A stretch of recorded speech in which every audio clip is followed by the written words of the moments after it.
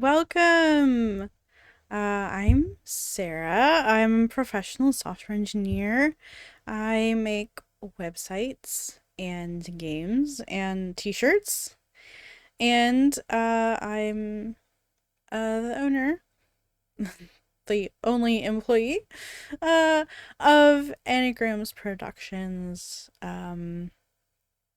We make visual novels. I make visual novels. Anyway, today we will be playing a visual novel.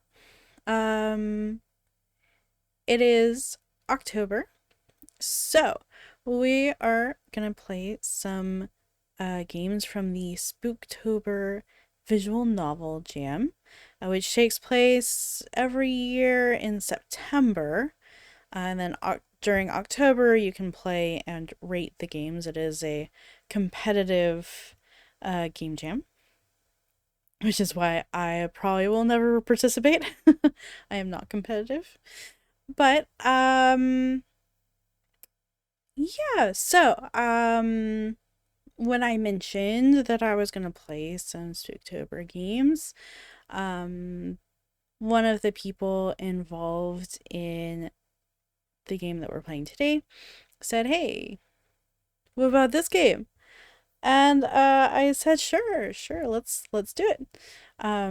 So we're gonna be playing The Stars Under Lockehurst, which is I'm already pretty impressed by the art design, but it's made with Unity, which is not usually used for visual novels. So I'm kind of curious what the how they made that decision, right? Like, was it just familiarity with the game engine? Like, they were very familiar with Unity and were like, okay, let's make a game in that, which is totally understandable. Or does it have some more complex game mechanics that were easier to implement in something like Unity versus traditional visual novel engine? I know there's at least like a fishing minigame. And I also know that there's a setting to turn off the mini games if they are too difficult.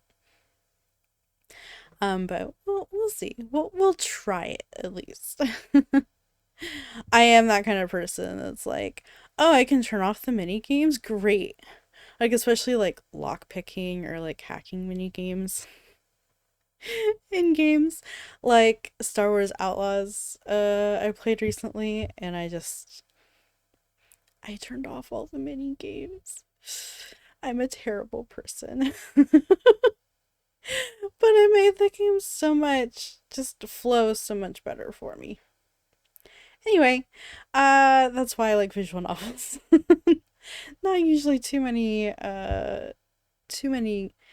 gameplay mechanics. So, we are going to play this game. We're going to get started.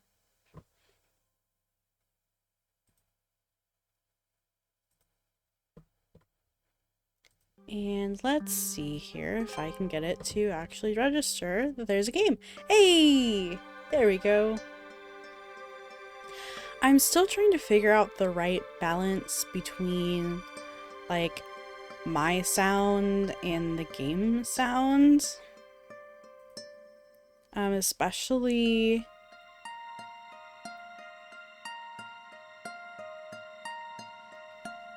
Like, I don't want the game sound to, like, overpower me when I'm speaking, but I also don't want it to be, like, only me speaking and, like, you can't hear any of the game noises.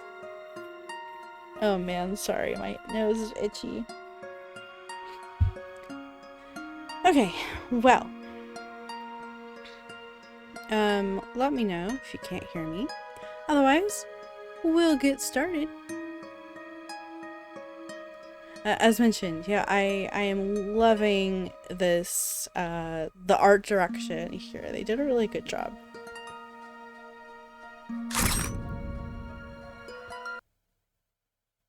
Warning!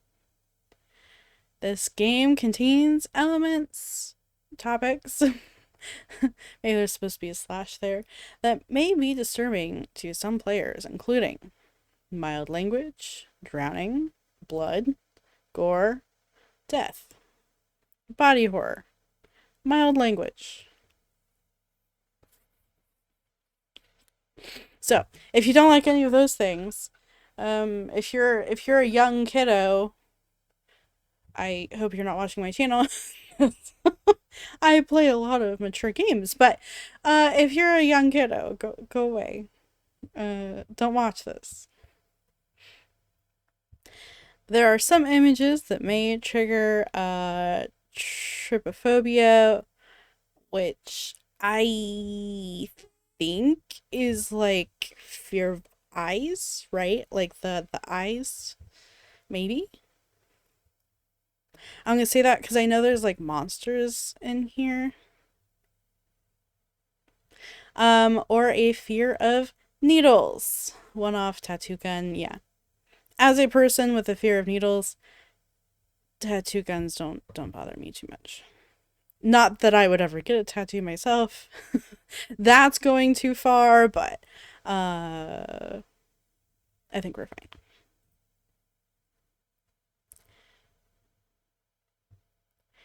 To ensure for a smooth gameplay experience, we highly recommend viewing the game in full screen and playing in browser. I am not playing in browser. I downloaded it. I absolutely hate playing games in like itch.io's little browser version. Oh my gosh, it's terrible. I hate it. So, I downloaded it. I'm playing it full screen. We're good. And hint, you can turn off mini games in the settings menu if you just want to enjoy the story. What's your name? Sure, we'll go with the default. The, oh my gosh, I'm so sorry. My nose. The main character is, non-binary, I believe. Which I'm totally fine with. So, they can be, whatever you want. But yeah, we'll go with the default name, that's fine. October 7th, 2006. I dreamt about that town again. Oh, now here's the real test. Does it follow the same basic controls as a normal visual novel?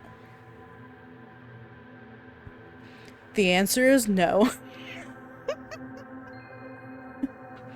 Spacebar is supposed to advance the text.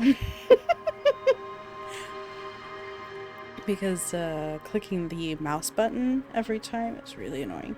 Let's see if enter works. Oh, enter works. Thank God. Okay. Let's see if I can find a good enter key. And I only have one. Okay.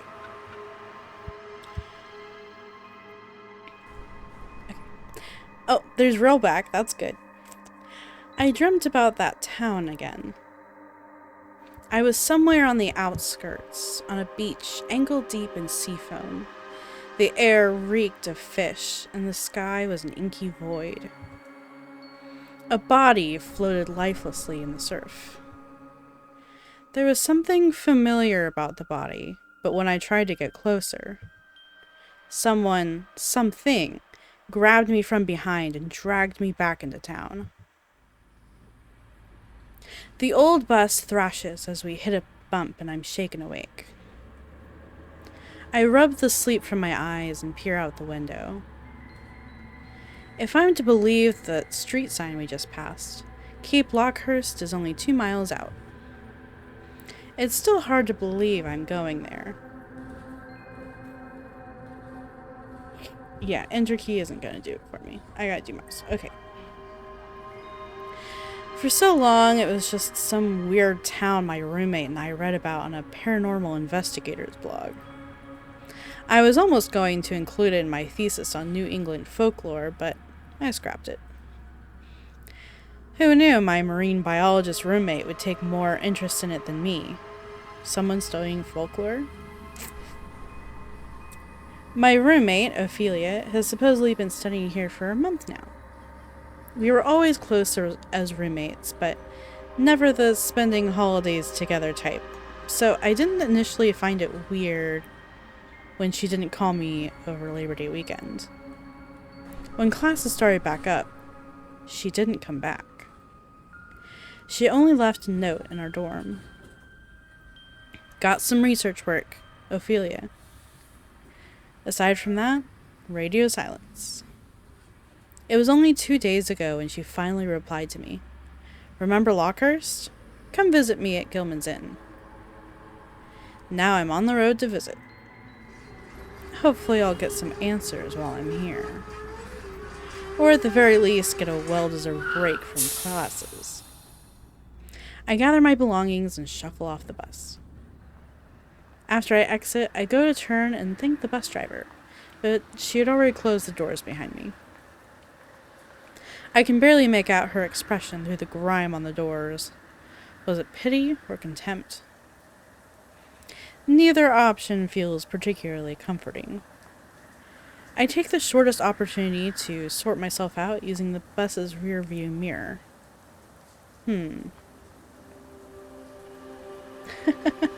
Not bad. I've looked better. The bus's engine sputters and groans like a dying beast before continuing down the road. I pull my jacket tighter around me as the wind picks up. In the distance, I can make out a sign. Cape Lockehurst, New England's best kept secret. I can't help but snort a laugh at the tagline before starting down the road. The fog rolling off the engine nearly swallows up the town, but I can just barely make it out in the distance. The road ahead is deserted except for one man walking towards me. I can tell he's smiling before I can even see what color eyes he has. Hi. Evening. He gives me a nod as we cross paths, as if we had been neighbors for years. I nod back and almost continue past him before he speaks again. You a tourist? I suppose. Why? We'll all be. Never seen you around here before. Figured you were visiting.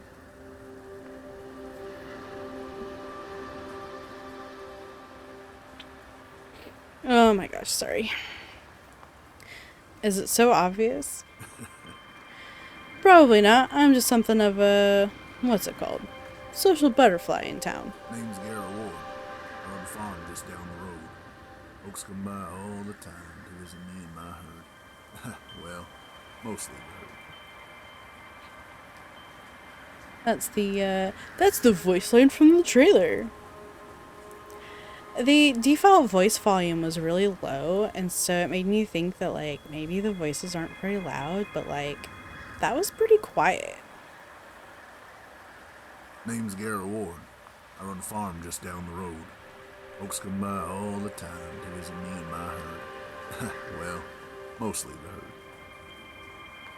Although, I also recall, like, this guy being my favorite of the bunch from the trailer. Voice-wise. Nice to meet you. My name is Emerson. Emerson! You're welcome to visit my farm if you want. I got plenty of food and plenty of goats that need attention. Well, if the goats need attention, I suppose I must. You're awfully hospitable to strangers.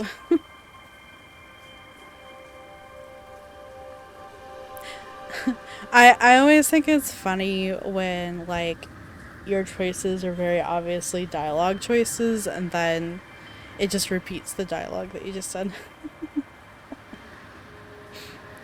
Why wouldn't I be? It's only polite. You hardly know me.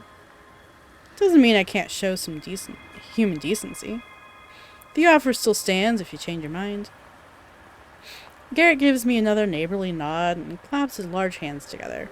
It almost sounds like thunder. Well, better get home to the herd. They're pretty particular about their feeding times. I'll see you around, Emerson. Likewise, Garrett. He gives me a loose salute before he continues walking down the road. The air around me suddenly feels much more cold and harsh. For the briefest moment, I imagine a warm fireplace and a cozy farmhouse, and wish I took up Garrett's offer.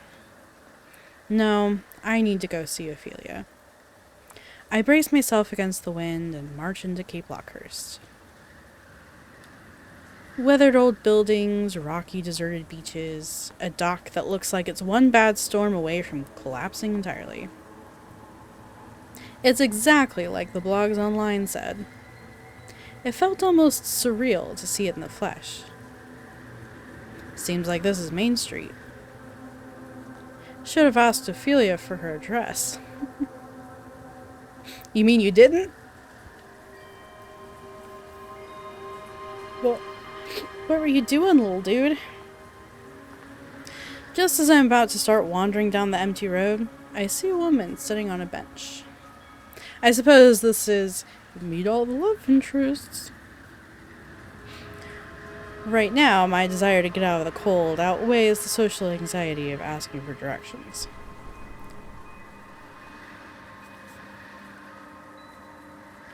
I walk up to the woman, who doesn't look up from the book in her hands. I can't make out the title, but I can see the faint glimmer of her metallic facial piercings. She's super pretty, and as a member of the Perfect Breasts Club, as Nicola Coughlan would say, I appreciate the representation. The air feels electric around her, and my hair stands on end. Piercing blue eyes flicked up to me. Was I staring? Can I help you? I love her voice, too. Do you know where the inn is, or what book are you reading? Well, we did approach her to ask her directions, so... Do you know where Gilman's Inn is? She quirks an eyebrow and then nods her head down the road. Next block over. Take a left. Her piercings catch the light with a tilt of her head. They really want you to know that she is covered in piercings. Ah, thank you. Darling. Of course, darling. She then stares at me and I feel like a butterfly pinned in place. It's almost like she's evaluating me. The moment passes quickly and she returns to her book. I resist the urge to ask her name, shuffling down the street according to her directions. Just as the woman said, Gilman's Inn was just a block away. The air was rich with the smell of cardamom, and the rustic wooden furniture made me feel less like I was walking into a business and more like I was visiting a distant relative. There was a woman sitting at the front desk, fussing with a very large dog. As soon as I approached the desk, she sat up straight and hit me with a blinding smile. That's quite a few dogs. Oh, welcome to Gilman's Inn. You must be Ophelia's guest. She told me you'd be coming. She's staying in the attic suite. Thank you, miss. A dog slobber. Do feel free to make yourself comfortable here. She left some extra payment in case you wanted to stay with her. That's kind of her. Thank you again. It's my pleasure, dear. Have a good night. The kind woman points me towards a set of stairs. As I start ascending, I hear the low whine of a very big dog. No, Cherry. You can't demand pets from every guest. Maybe after I see Ophelia, I can come back down and pet the dogs. The steps are a bit too creaky and a bit too tall to make climbing them comfortable, but I make it to the top. There's an old wooden door that's been left open. I poke my head inside to see a cozy little bedroom with two equally as cozy looking beds. A figure organizes papers on a desk in the room, and I can immediately recognize Ophelia's dusty blue scarf. Ophelia? She stands up and whips around. There's a dark expression on her face, as if it took her a moment to register it was me, but it's quickly replaced with pure joy. Hey! Emerson, you came! She bounds over and wraps her arms around me. Oh, I've missed you. It's been so long.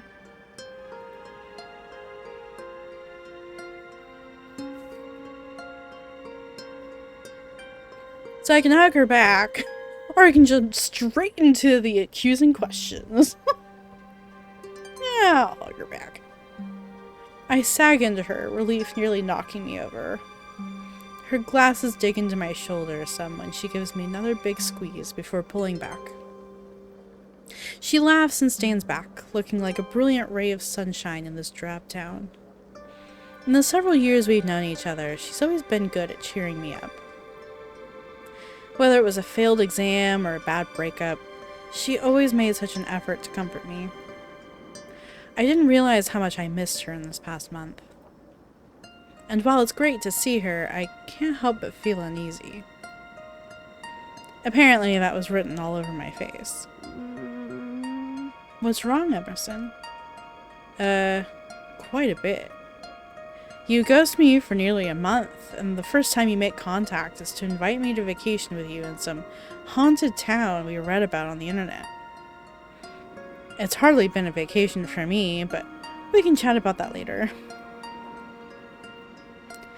Her sunny disposition fades and she gives me a serious look. I did notice the scar. It's very prominent.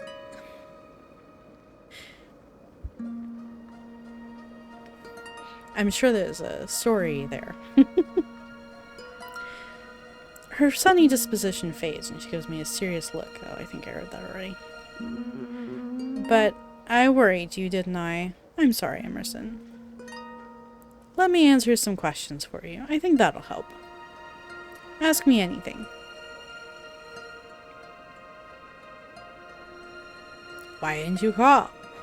Again, with the accusatory questions. Why did you come here? What have you been doing this past month? Definitely between those two. I'll be like, why did you come here? It could be one of those where it's going to give me a chance to ask all three, but yeah. Why'd you come here? Well, remember when you were talking to me about Cape Lockehurst while you were researching stuff for your thesis? I nod. Huh? There were some freaky stories about this place. Mutant fish, strange lights in the ocean, ancient cults. I kind of wanted to check it out. And since my folks didn't want to fly here from India for fall break, I decided to check it out on my own. Turns out, a lot of those internet rumors are hoaxes. Shocker. We both stifle a chuckle. Yeah, it is one of those. What have you been doing this past month? Researching the urchin species that live here. Even if the rumors about this place are bunk, the ecosystem is truly remarkable. I used the library here to email my thesis advisor, and he said that I could stay and do my research here so long as I sent him some of my findings. That's great, Ophelia. Maybe you can show me what you have so far. Something in her expression shifts and she looks away.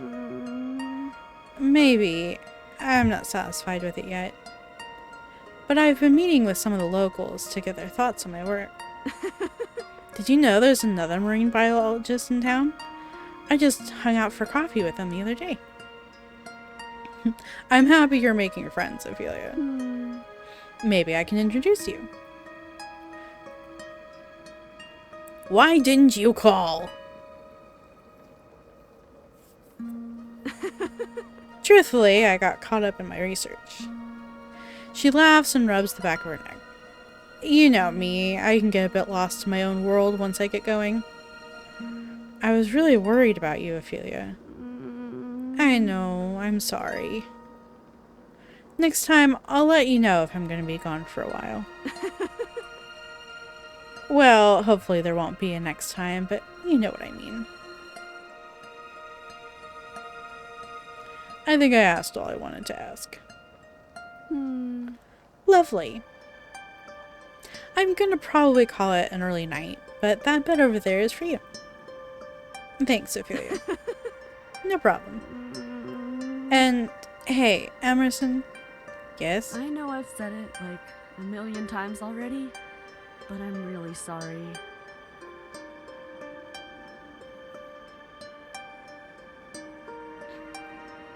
I forgive you, or I was really worried. Yeah, I forgive you. I understand how it is. It's not okay, but I forgive you, Ophelia. You're one of my best friends. She offers a bittersweet smile. Thank you, Emerson. She wraps me up in another quick hug before shuffling back over to her desk. I glance over to my bed. The impossibly plush comforter is almost too hard to resist, but my aching legs are begging to be used after sitting in a bus all day. The wind seems to have let up and the docks didn't seem too far from here. I'm gonna go stretch my legs. I'll be back in half an hour. Okay. She gives me a pleasant wave as I slip out of her room. The lobby is empty when I get down there. No proprietress, no dogs. Darn. Yeah, much to my disappointment. We were gonna pet the doggies!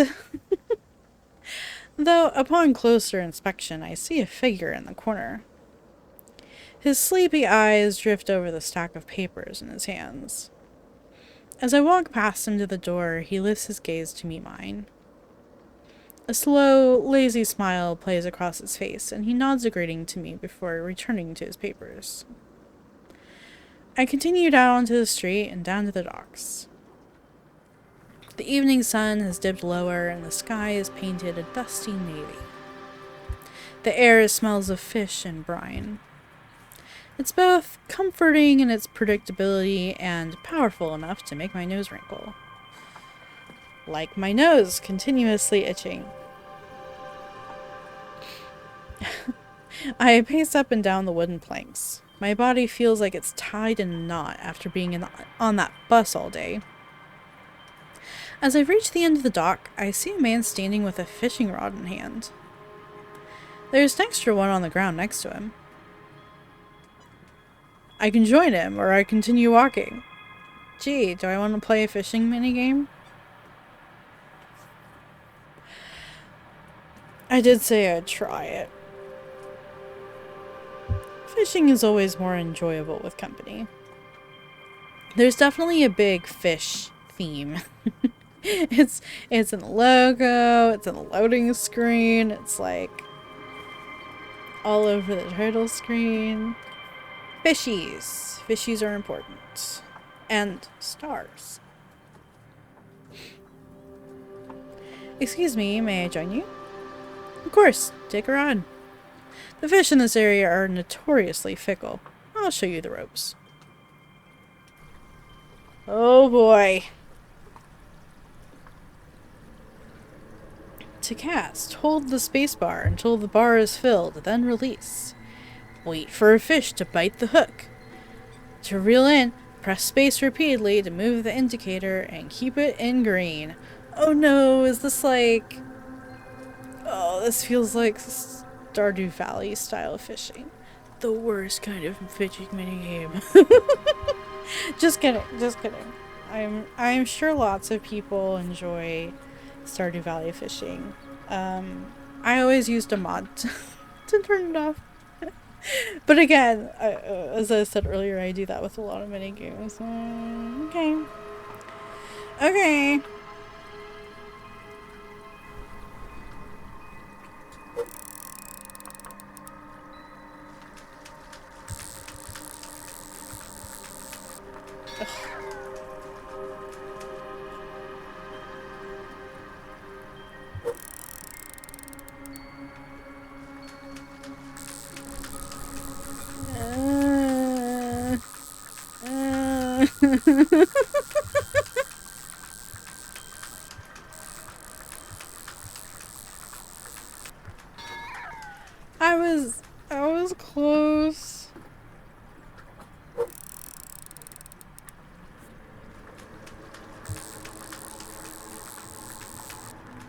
That was not close. Oh my gosh, this is gonna be... Like, I don't know if there's a way to exit this. I think I have to catch 5 fish. Oh my gosh. I'm sorry to everyone who has to watch me play this.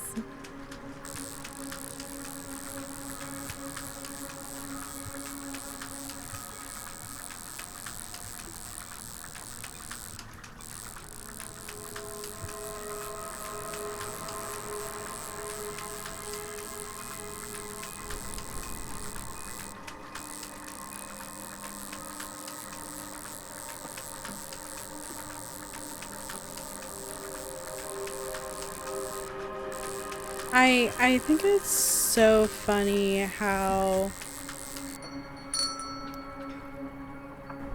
like, I feel like game developers make fishing mini games so, like, challenging. But in real life, it really is just like, it's not that hard, guys. Have game developers ever gone fishing? Half the time you just pull the rod out of the water and then you grab the fish. Like, you don't even have to reel. Those games where you just press a button to catch the fish, those are the most realistic ones. I'm hating. It's fine. It's fine. It also, like, feels like it takes forever. Oh no, no, no. Oh no, no, no, no, no, no. Maybe it's just taking forever because I suck at it. That's the most likely one. Yeah. Oh, good. It didn't make me catch 5 fish. It just it said, you know what, we're gonna give you an out. Thank you, game. Seems like I'm a bit rusty with my rod. Yeah, no kidding. Oh, and I already forgot. I can't press space to advance. Oh no, skip mini game. Huh, I'm not half part of this. Or so I think until I look at the man next to me and see that he has 3 buckets full of fish in the time I took to fill one. Thanks for keeping me company. It is all about the company, let's be honest. Sure. That drained me more than I would like to admit. I head away from the docks and back into town, now more than ready to collapse into that plush mountain of a bed in my room. As I'm heading back into town, I see a woman moving in the distance. Is she skateboarding? On this uneven pavement? In the night? With that fog? She's humming to herself and hasn't noticed me at all. Her voice is hauntingly beautiful and her movements are so fluid she almost appears to be floating on her skateboard. And then she trips. One of the board's front wheels gets caught on some uneven cobble and sends her tumbling to the ground. I rush over to her, but she's already righted herself. Luckily, she seemed unharmed, though her cheeks flush with embarrassment once we lock eyes. Did you see that? I did indeed. Are you alright? She nods quickly. Her ears are burning red. I'm fine, except for my ego. Are you sure it's a good idea to be skating on roads like this? You should at least wear a helmet or something. I've done it a bunch of times. It's fine. Just got a bit distracted is all. Thank you for your concern, though. She grabs her skateboard and rubs the back of her neck. She looks eager to get on her way and forget this ever happened, it seems. Well, you have a good night. You as well, and keep an eye out next time. Oh, I certainly will. She hops on her board and skates back down the street until she's out of sight. I've had my fair share of public mishaps. I can only imagine the embarrassment she felt. I will say, little nitpick. Definitely could have used an editor, or even just another round of editing, because so many comma splices. I mean, it doesn't really take away from the enjoyment of the story or anything. Just every time I see two sentences and they're combined or connected with a misplaced comma, it's just the English. I wouldn't say English teacher because I'm not an English teacher, but there was a time where I wanted to be an English teacher. I don't anymore, for what it's worth. I'm happy being a programmer, but... And I do understand it's a game jam game. They had very limited time, and it's really, really impressive what they have done in the amount of time they had, so, like, I don't blame them at all. Just, you know, now that the jam is over... Oh, let's not knock the microphone. Now that the jam is over, maybe it's time to just do another round of editing. I continue on my way back to Gilman's Inn. Ophelia is already asleep when I get there. Her glasses are folded neatly on her bedside table next to a glass of water and book. I was gonna make a joke about how, like, of course she's asleep. I spent forever on that fishing minigame. But she did say she was gonna go to bed early, so okay. I guess it makes sense. She always did that at home, too.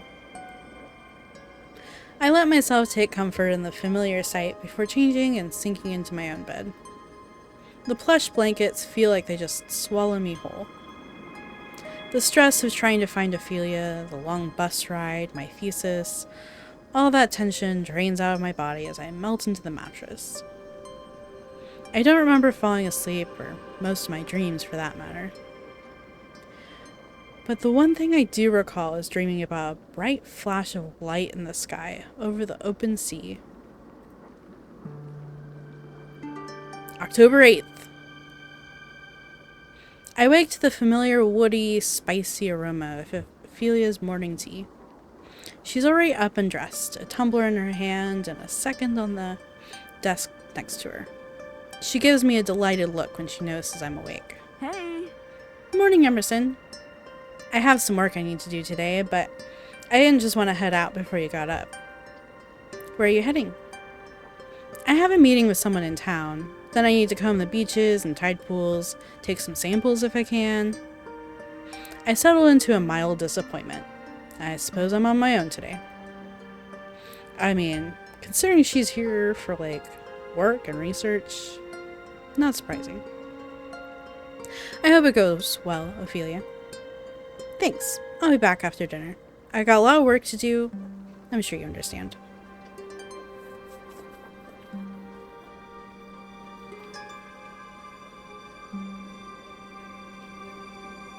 My nose. Why do you always do this when I'm on stream? All I can muster is a simple nod. You're the best, Emerson. She gasps for a moment before bringing me the second tumbler. The rich, waxy notes hit me as she holds it out. I made you a cup, in case you wanted it. Yes, thank you. It's the same blend I used at home. I made it just how you like. I wrap my hands around the tumbler and bring it to my lips. It's a bold black tea. Oh, I thought it was coffee. Tea's okay too. That sends a surge of warmth through my whole body. It's a cut with a splash of milk and nothing more. Perfect.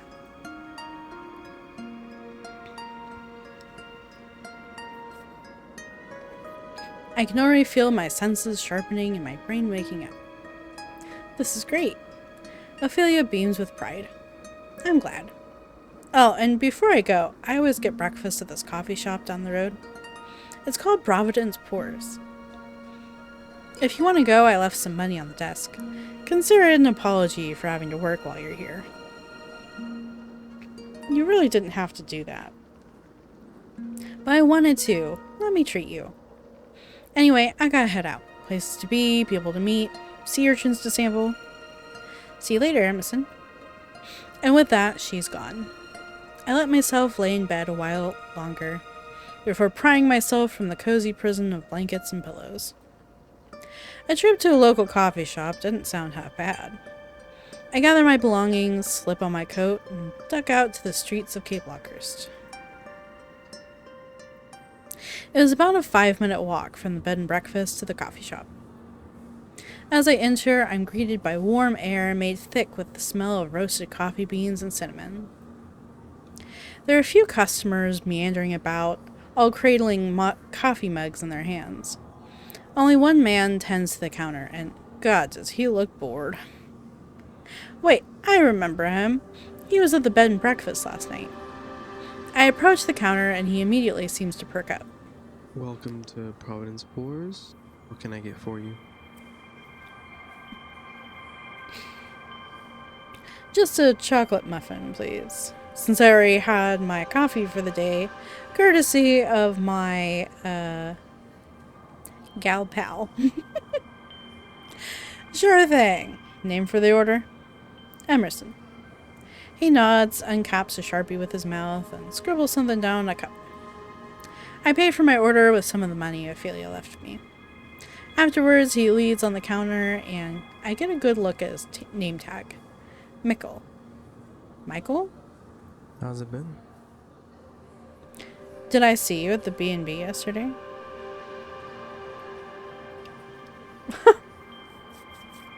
Can I just get my order? Like, look, dude, I don't want to talk to you. You're just a minimum wage.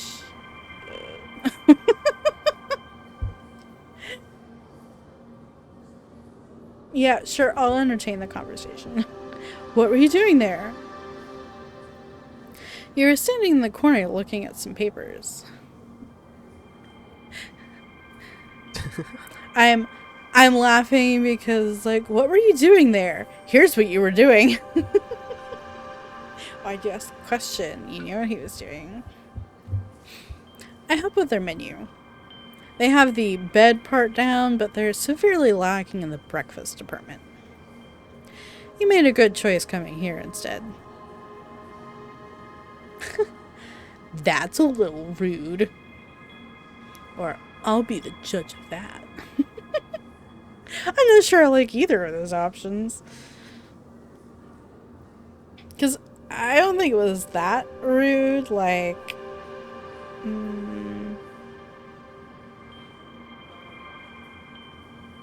like, yes, technically he kind of insulted them backhandedly, but like, he's helping them, so like, he obviously, he obviously cares about them and isn't being a bully here. So yeah, I guess I'll be the judge of that.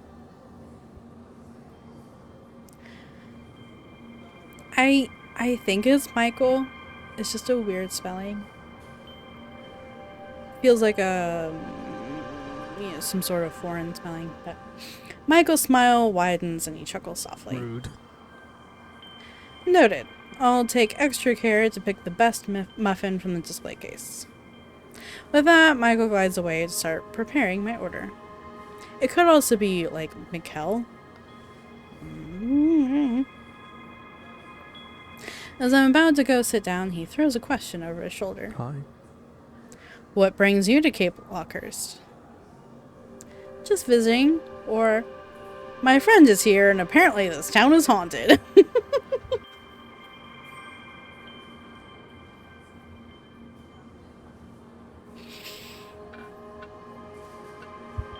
Well, Realistically, I would say just visiting. Like, I'm the kind of person I try to get through social interactions as easily as possible and try to get to the end of the social interaction as soon as possible while still being nice and polite about it. So realistically, I'd say just visiting, but that's a really boring answer. My friend is here, and apparently this town is haunted. I have a friend staying here, so I'm visiting her.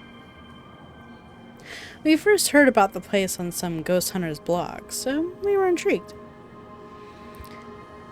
His eyes flash, and he suddenly seems much more animated. Yeah. What? Do you believe in that sort of stuff? Ghosts, monsters, demons? They make for interesting stories. I don't know if they're real, but it's fun reading about them. Got any favorites? I've always been a sucker for cryptids. I study folklore and anthropology, so I come across a lot of interesting stories. I can only imagine. After a few minutes of waiting, Michael, is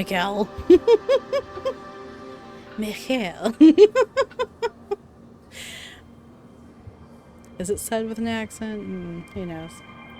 I'm gonna say it Michael because I'm from Midwest America and that's how we say things. After a few minutes of waiting, Michael deposits my order on the counter. Here you go, Emerson. Thanks. Oh yeah, we are in America. We're in New England, right? As I'm picking up my order, a familiar woman glides in. My usual, Michael. Michael smiles and holds out a to-go mug to her. Already have it here. Your late angel. Oh, it's not like you care, darling. The two exchange glares before laughing. Thank you, Michael. She takes the coffee before turning to me. Ah, I remember you from last night. You seem to have found your way eventually, darling. Ah, yes, thank you again. Of course, darling. Now, if you ever find yourself terribly bored, I help run the library in town. Do come by and visit. It can get quite dull without visitors. Maybe I could find some books for my thesis.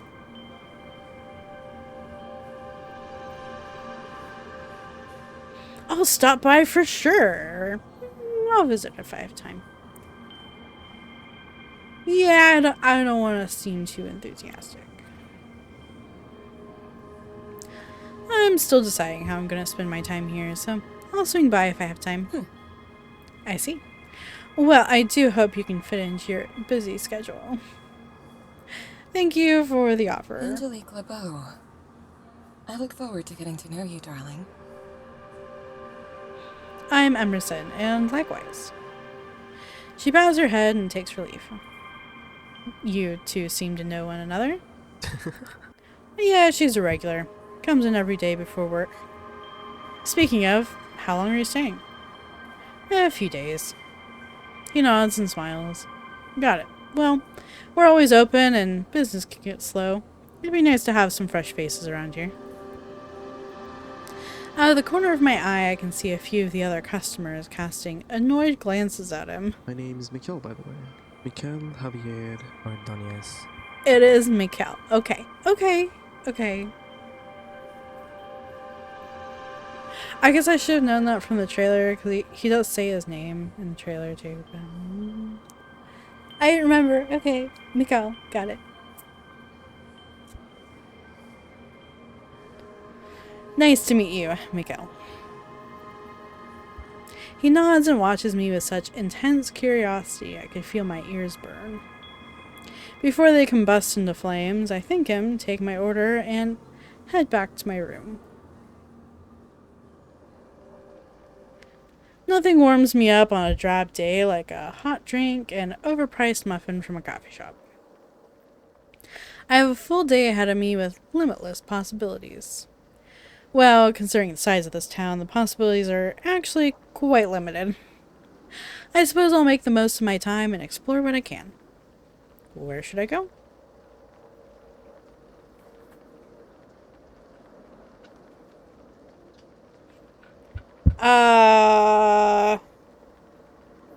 Yeah.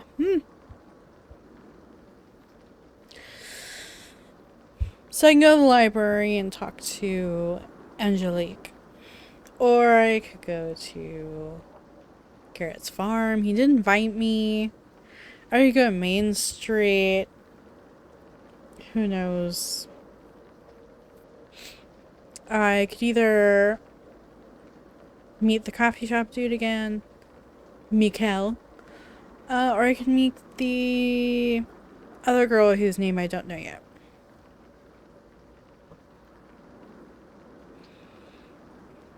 Yeah, I'll go talk to the little goats.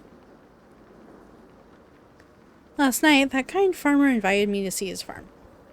Some fresh air and cute farm animals. I hardly needed to convince myself to visit. The long road out of town leads to a large field of jade green grass with a few humble buildings dotting the landscape. After following a well-worn path, I arrive at a large single-story farmhouse. The ivory paint is chipping and stained where plants used to cling to it. A few pieces of the deck, fences, and lawn furniture look quite new, as if just recently repaired. In the distance, I can hear a small chorus of bleats. Must be the goats. Sure enough, just past the house, there's a pen full of sheep and goats. I don't see Garrett around, so I begin to amble around the side of the house, and almost run into a small girl no older than 12. She scurries away with eyes wide as saucers. Whoa, slow down there, Squirt. I could hear Garrett's warm laugh as he turns the corner, holding the child's hand in his. Their likeness was startling. Hi.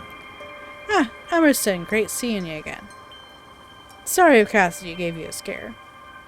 He looks down to the child and nods in my direction. Cass, this is Emerson. They're visiting from out of town. The small girl, Cassidy, hides behind Garrett, her eyes never leaving me. She does not look happy at all.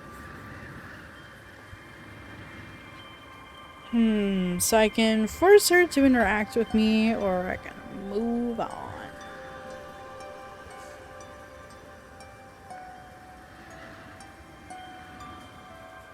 I'd like to move on, but I should probably be nice. I do my best to seem as friendly as possible. Hello, Cassidy. I'm Emerson. I like your farm. Do you like goats? You're a human. Huh? And Garrett lets out a thunderous laugh. Kids. Gee, that's suspicious. The young girl, Cassidy, gives me an odd look before running off on her own. Garrett shakes his head and smiles at me. Glad you decided to visit me all the way out here. This place is my life's work. I raise the herd myself, milk the goats, shear the sheep, even set myself up a small business selling yarn. Sounds like a lot of work for one man. Yeah. It is. Back when Cass's mom was around, she'd help with some of the work. Oh, I'm sorry for your loss. It's not like that. We just split up a few years back. I see. Well, moving on from the fact that I immediately assumed your wife was dead. Well, it's impressive that you do all of this on your own. Oh, well, thank you. Thank you. Truly, I don't mind all the labor. It's what I love doing. It just gets lonely all the way out here. Not many folks from the town visit unless I'm throwing a party. And even then, they're more interested in the herd and my cooking than anything else.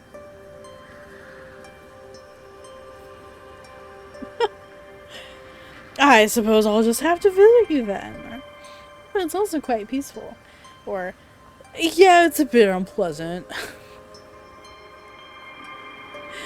Let's not be a jerk, okay?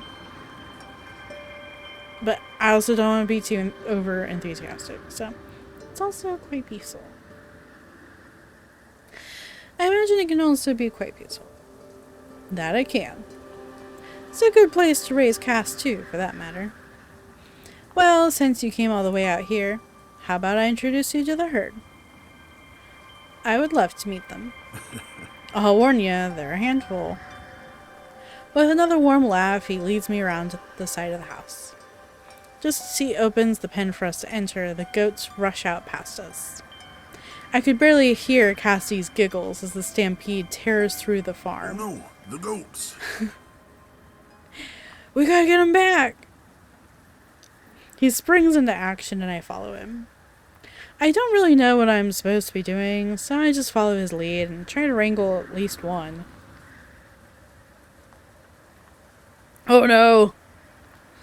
Left click when arrow is pointing at the orange line. Oh, left click.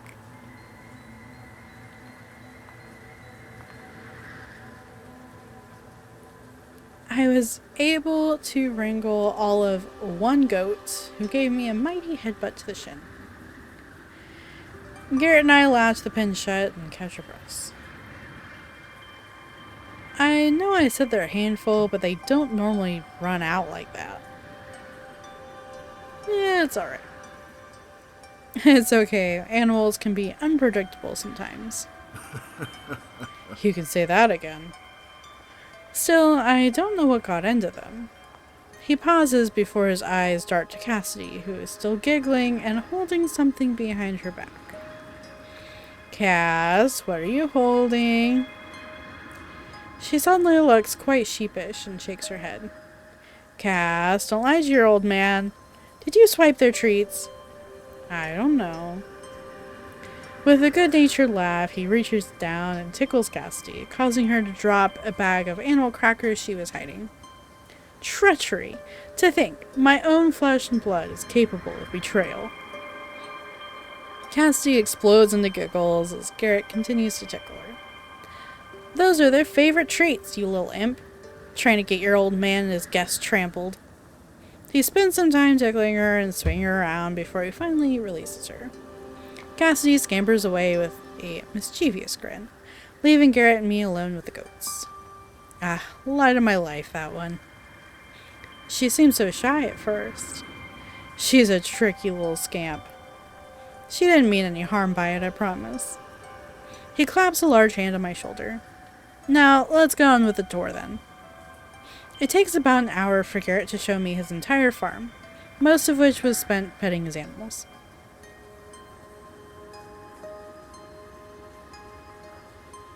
His land was certainly impressive, and his warm demeanor never faltered. I almost didn't want to leave, but he had errands to run, so I had to. Luckily, though, he said I was welcome back anytime. Where should I go?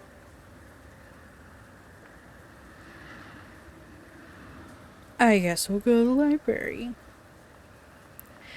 Visiting Angelique at the library sounds nice. Luckily, it wasn't too hard to find. Between the old carpeting and rich mahogany wood paneling, it felt like I was stepping into one of my university buildings rather than a library in a small town.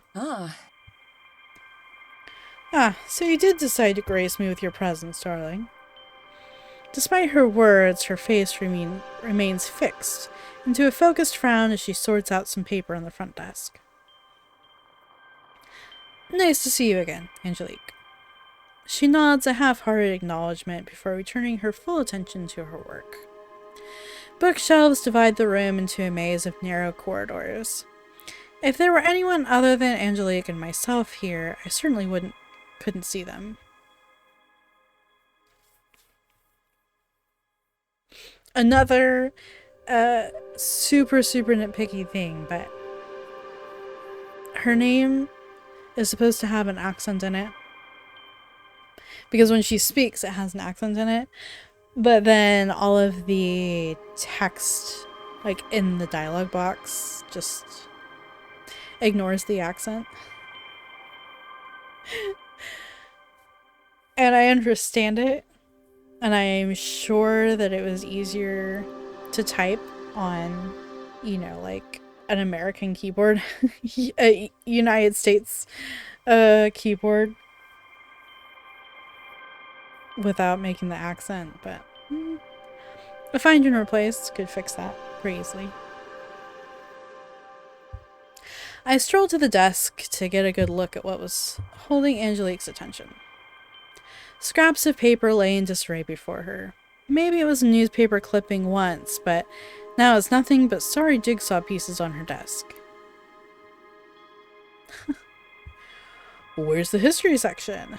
What are you doing? What are you doing? Trying to reassemble this document. A child got a hold of it during story time, and I couldn't snatch it out of their hands fast enough. She sighs and shakes her head.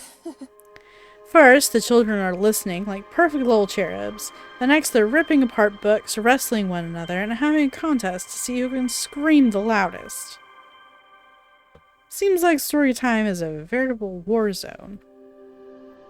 It's certainly not for the faint of heart. Before you go taking refuge in a book, could you perhaps take a look at these pieces? I've been up all night reorganizing our YA section, and my brain is leaking out of my ears. I need another set of eyes on this. Fine, if I have to.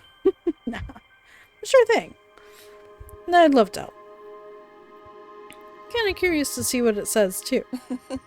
It's nothing special, but I admire your curiosity nonetheless. Oh boy, was not expecting a minigame.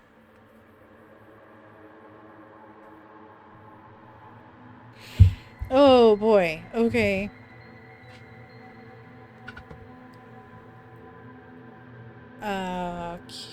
Q and E, it says.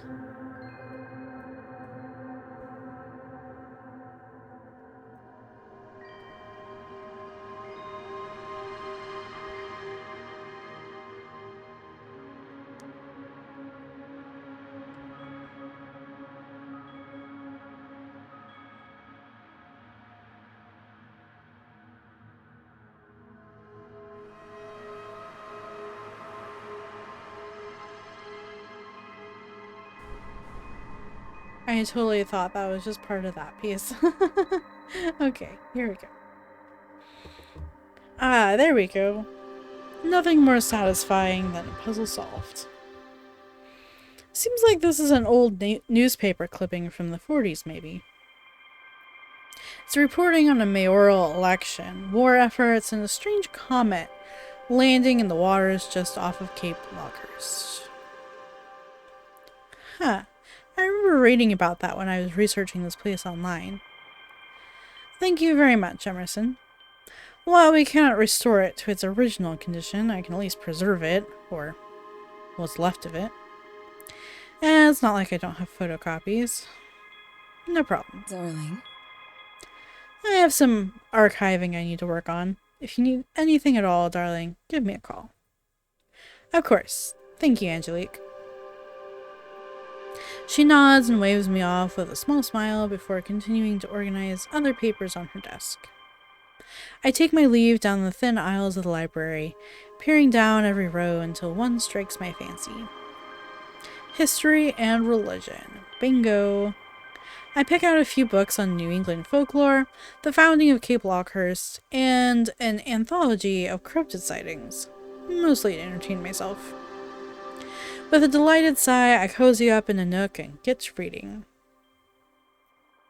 There wasn't anything terribly interesting or groundbreaking in the books, but they were enjoyable. Most had rumors about how Cape Lockehurst was haunted by supernatural fish demons who fed on the psychic energy of its residents. That is very specific. Gee, I wonder if they're real.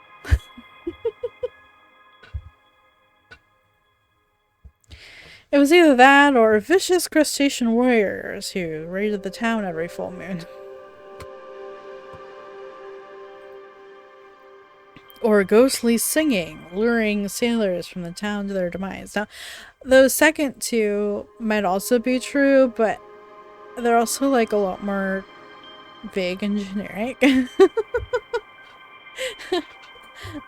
Like ghostly singing, luring sailors to their demise. Yeah, okay. Like sirens have been a thing in folklore for forever and for ages, and probably every port town has stuff like that. You know, like yeah, that's pretty standard.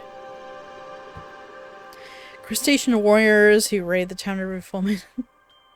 That's a little funky, but it's still nowhere near as on the nose and specific as like supernatural fish demons who feed on the psychic energy of the residents.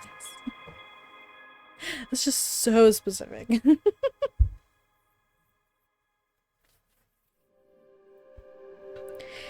Nearly every anecdote also appeared in the articles I read a few months back.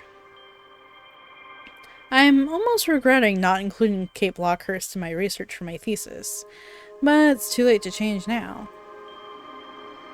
After an hour or two digesting nothing but ghost stories printed in the smallest text known to man, my brain is begging for a change of scenery. I return the books and give Angelique a nod before heading out. Where should I go? There's only one place left to go. I figured that it'd be helpful to explore Main Street in the light of day. Aside from the bed and breakfast and Providence Poors, I didn't really know what else was on the street. The only store I recognized is a bad burger chain called Derby's. The rest seemed to be local shops. A crafting supplies store catches my eye only because I recognize the woman in front of it. She's knelt down, putting up a chalkboard sign advertising some sale the store is putting on. When she's done, she spots me and gives me a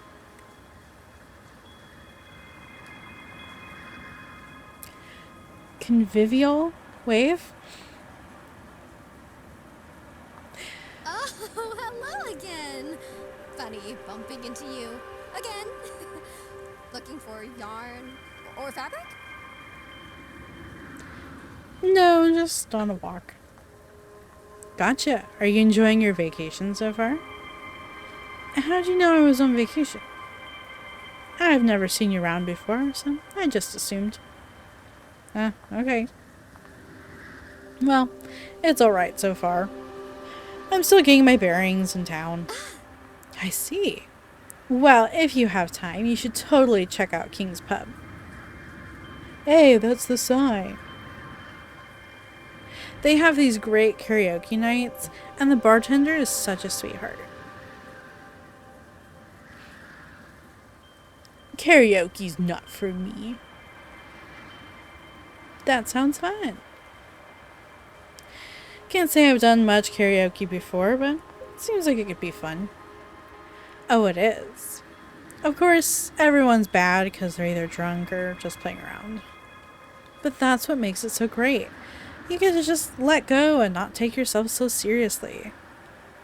Is that what you're supposed to do with karaoke? I've been doing it wrong all my life.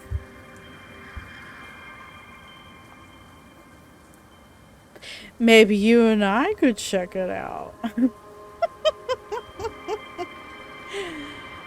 No. I'll be sure to visit sometime. I'll be sure to visit if I have time this week. You should. If not to sing, to at least sample some of the cocktails there. They are to die for. She extends a hand my way. My name's Sunraya. Sunraya Baandik. I appreciate hearing her pronounce her name. before I make a fool of myself pronouncing it wrong for several text boxes. I take it and give it a good shake. I'm Emerson. It's good to meet you. Same here. You'll probably see me around Christine's or Derby's, actually. I work part-time at both. I'll keep an eye out. Just as Senraya opens her mouth to say something else, her gaze fixes on something behind me. Oh my god. I turn around, half expecting to see something horrible, judging by her expression. Only to see the owner of the bed and breakfast walking several dogs. Well, walking some of them. Others are being carried like babies in her arms. Oh my god, I want to pet them so bad. Senraya rushes over and the owner laughs. Oh, you're more than welcome, dear. Pet the doggos! I run over to join Senraya in petting the dogs. I kneel down to pet one, and then the huge slobbering one nearly knocks me over as he tries to climb into my lap. Ah! I can't help but laugh and pet the excitable pup. After getting all of the pets I can in, I force myself back. Both Senraya and I are smiling like idiots. The bed and breakfast owner scoops some of her dogs up into her arms again and continues her walk. Alright, you have a good day now. Bye now. I should probably get going too. Hopefully I'll see you around, Emerson. Yeah, have a good rest of your day, Senraya. You too. Her voice is almost melodic as she replies and disappears back into the store. I continue my exploration of Main Street alone, enjoying the soft crashing of waves in the distance and salty air. I don't end up buying anything other than a new pair of gloves for the cold, but that's okay. It was nice to go on a walk. And just like that, there went the day. My body aches all over and my muscles scream at me to get some sleep. I can't help but notice that Ophelia still isn't home. I know I shouldn't be surprised, but it sucks to be left out to dry like this.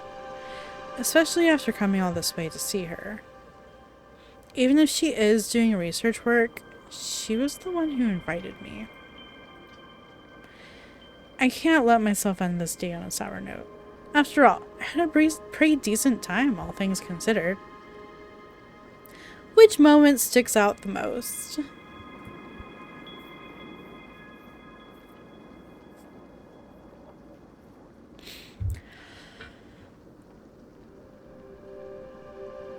Honestly, farmer dude. Especially with the,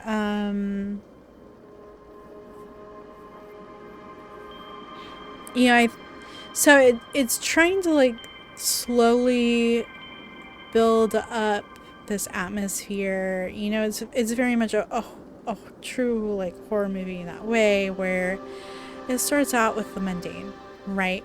We're definitely in the mundane stage. But within the mundane, there's gotta be, like, those hints of something darker, something sinister happening beneath the surface, right? And of all the things that got me thinking, ooh, what's going on here in this town? It was the daughters, like, you're human. Which I had already suspected that just from, like, watching the game trailer. Like, I already suspected that some of the people were perhaps not human. Some of the, love interests specifically, which I think are Garrett, Angelique, Mikkel, and Senraya. I think those are the 4 love interests. Sadly, Ophelia is not one of them. I don't think. Anyway. I definitely got the sense that some of them are not human, especially Angelique. Something about her character just gives me like,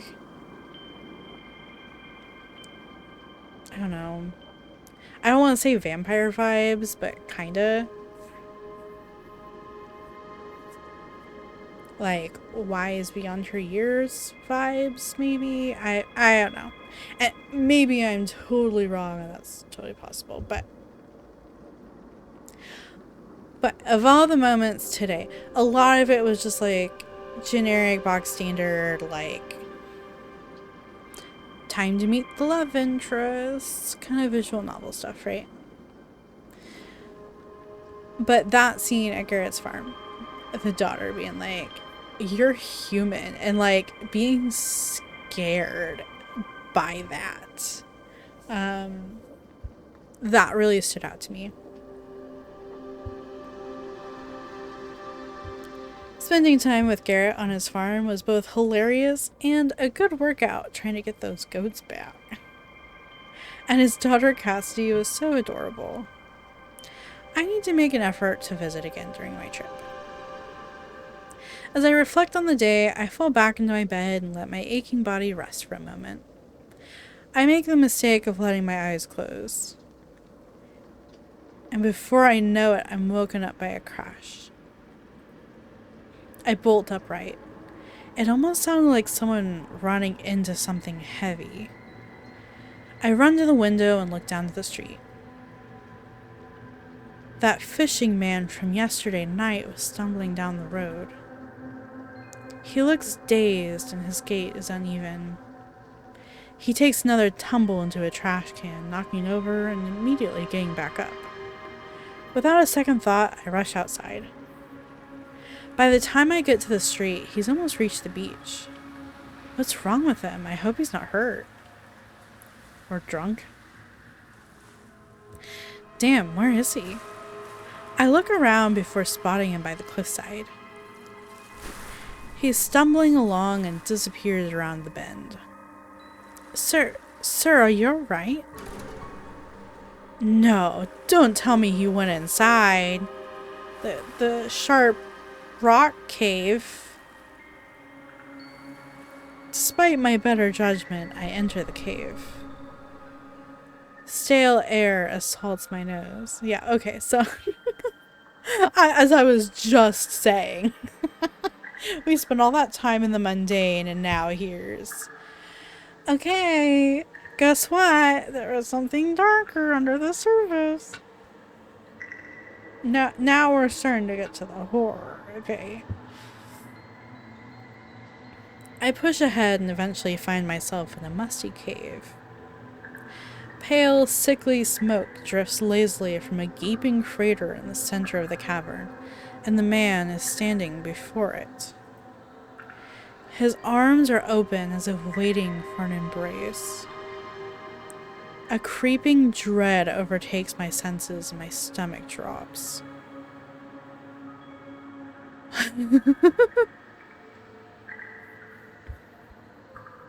Oh boy. Can I do a quick save here? I'm gonna save because I feel like the smart answer is get the hell out of there. Because I know when I put this in a visual novel as a choice, it is like,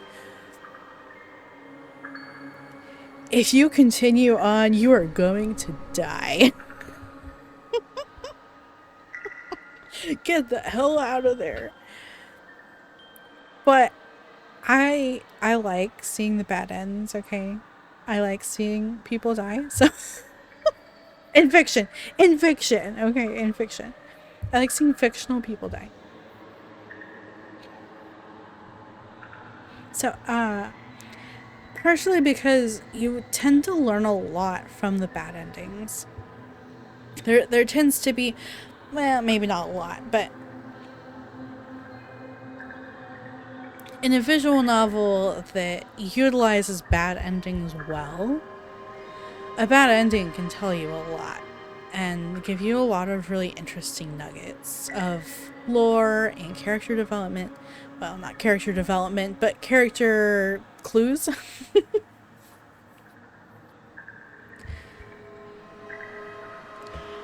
Are you alright? Sir, what's going on? Are you okay? No response. My mind races, and all I can think of is that I need to get both of us out of here. As I start to move, the smoke leaking from the pit expands and billows throughout the entire cave. Oh no! No! A scream rings out and is immediately etched into my memory forever.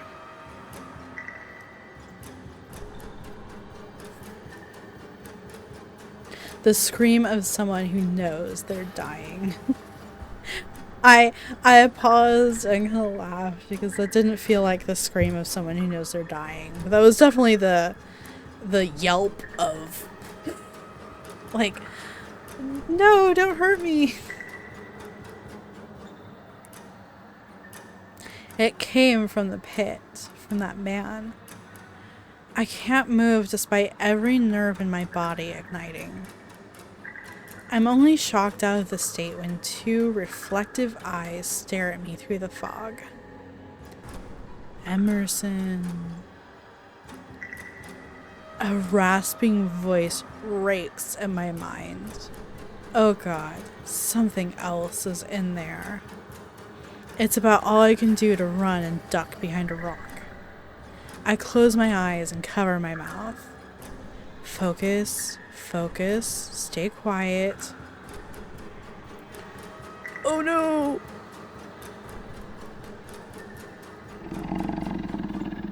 You have perished!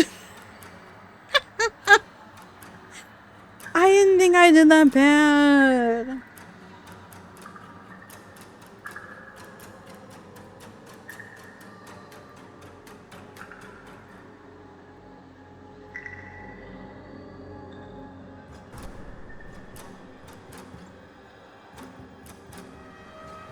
Okay. I guess I was just in too much of a rush last time. I think it's gone, whatever it is. I can barely see through the fog, but I need to get out of here. I force myself to my feet and run in the direction I think I came from. Stone turns to sand beneath my feet. I collapse into the sand and I try to catch my breath. My heart thunders in my ears. I can't stop replaying that man's scream in my head. No, fishy dude. There you are. Oh my gosh. Are you okay? Great timing, Ophelia. Did you see that guy die back there? Ophelia's voice, chiming like a church bell, breaks me from my stupor. Before I know it, she's kneeling next to me, holding my face in her hands. So, going back to the choice in the cave, I thought I was going for a bad end. The game was like, I'm pretty sure I probably, maybe I wouldn't have actually seen it happen, but it was one of those where like both paths end up at the same place, right? I bet either way I would have come out on the beach and she's here. And What are you doing out here? You weren't in the room when I got back. I was so worried. I don't have the strength to reply. I was still trying to process what the hell just happened. Let's get you home, Emerson. Ophelia loops an arm around me and does her best to help me off the ground. She does her best considering our height difference. I'm hardly aware of my surroundings by the time we get to our room, and don't even remember falling asleep. October 9th. Next day. I'm back in my bed. Early morning sunshine peeks through the curtain, and I smell Ophelia's tea. What happened last night? Why does my head hurt so bad? The beach, that cave, that man. Was that a dream? Ophelia is pacing a rut in the floor, brow furrowed. Then she notices I'm awake. Emerson, how are you feeling? Fine. Or my head is killing me. Should I be honest or like play it off? You know, because I don't want her to worry. Because she brought me here. I don't want her to feel bad. But should I be honest?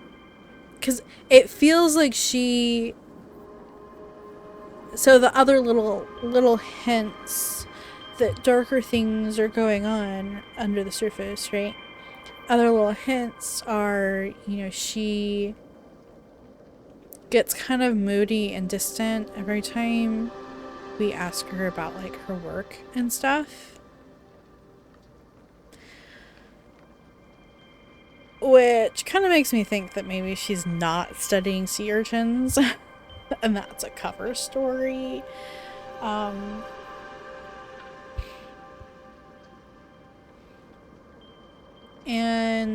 I don't know. I get the feeling she knows more than she's letting on.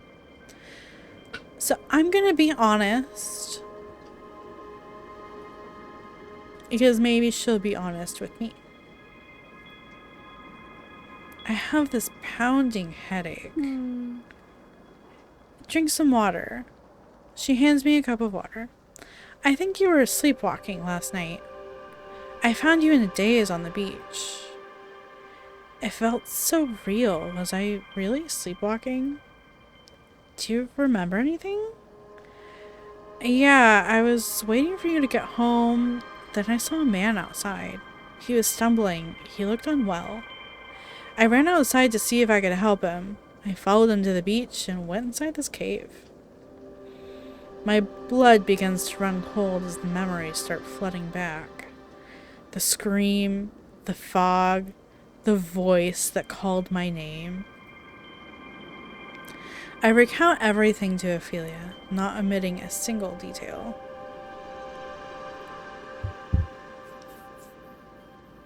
I met with silence as Ophelia processes my story. I paused there because I was thinking about, like,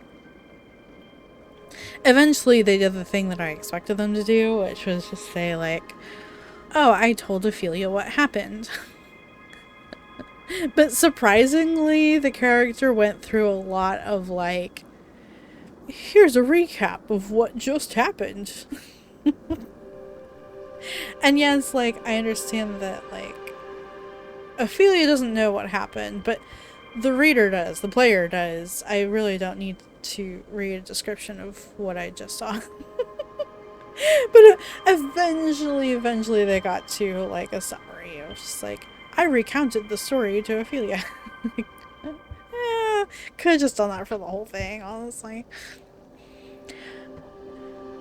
Super nitpick, sorry. I met with silence as Ophelia processes my story. I probably already said that. She then puts a hand on mine. Emerson, I think you were sleepwalking. I only saw one set of footprints on the beach.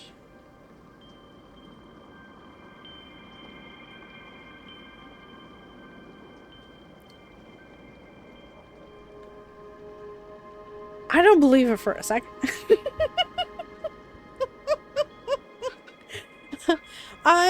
I think you're still hiding it from me. I think...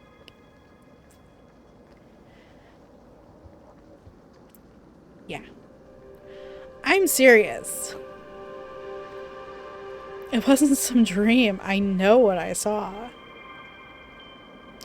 I hold eye contact, trying so hard to convince her of what happened. Okay, I believe you. I'm just glad you're alright then. She leans forward and wraps her arms around me tight. I'm sorry I came home so late. I should have been there with you. You couldn't have known. Shh, just let me be sorry.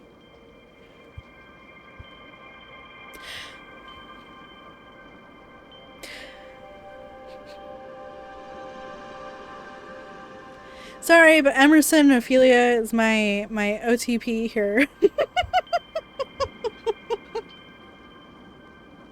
I thought it was gonna be Garrett going into this. But no. Ophelia. After a tight bear hug, she releases me and sits on the bed next to me. I have a phone call with my thesis advisor later today, but want to hang out this morning? Yeah, I'd like that. Great. I'll see if I can ask the owner if we could have breakfast in our room. She leaps up from the bed, beaming like the sun. Aw, sit right there, my sleepy friend. Ophelia will be back with a bountiful feast. I can't help but laugh, and like that, she bounds away. Despite last night, Ophelia's doting feels great. Familiar. We've been friends since our final year of high school after bonding during a particularly grueling AP chemistry class. My mind went to grooming because, like backlog grooming, okay? I say that word a lot at work because of backlog grooming. Which is where you, like, review user stories, which are like these units of work to be done. And as a team, you go through each one and you say, hey, do we understand what this work is and what it entails and all of that. That's backlog grooming, okay? Okay, just putting that out there. Defending myself, okay? While we went to different undergraduate programs, we ended up at the same grad school. Both of us are workaholics to the bone, and sometimes we'd go for a few days without talking, both lost in our own little worlds. But when we did spend time together, it was much like this. Ophelia bouncing around, full of energy and being a doting friend. Soon she re-enters the room, balancing several plates on her arms, each more full than the last. French toast, scrambled eggs, huge blueberry muffins. It's certainly too much for the two of us, but I don't care. She pulls up her desk chair and we spend the better part of the morning eating, chatting about how our schoolwork has been going and what shows we've been watching. Okay. They're spending a lot of time developing the relationship between Emerson and Ophelia. So much so that, again, I'm like, she's obviously, like, the canon love interest here, okay? They're obviously meant to be together. But then, I don't think she's a love interest. Which makes me wonder why. Are they going to do something terrible to my Ophelia? Surely not. Surely not. Surely they're not gonna hurt her. Right? Right? She's gonna be fine. And then Ophelia and Emerson, they're gonna go back home and they're gonna confess their feelings. Finally, after being best friends, gal pals for years and years, they're gonna admit their feelings and gonna live happily ever after, okay? I'm trying to manifest this, okay?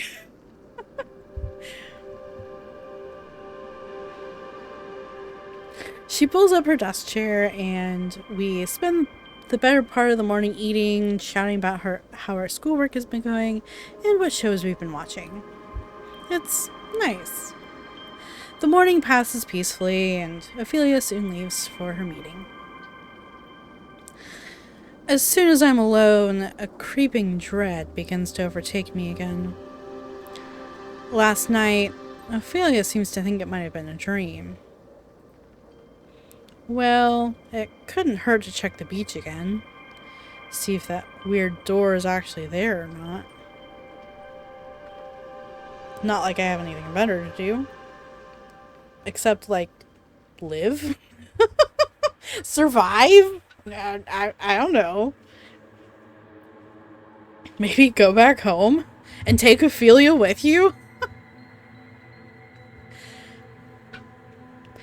And yes, the fact that her name is Ophelia is not lost on me. I don't remember the exact story of Ophelia, but I know she dies.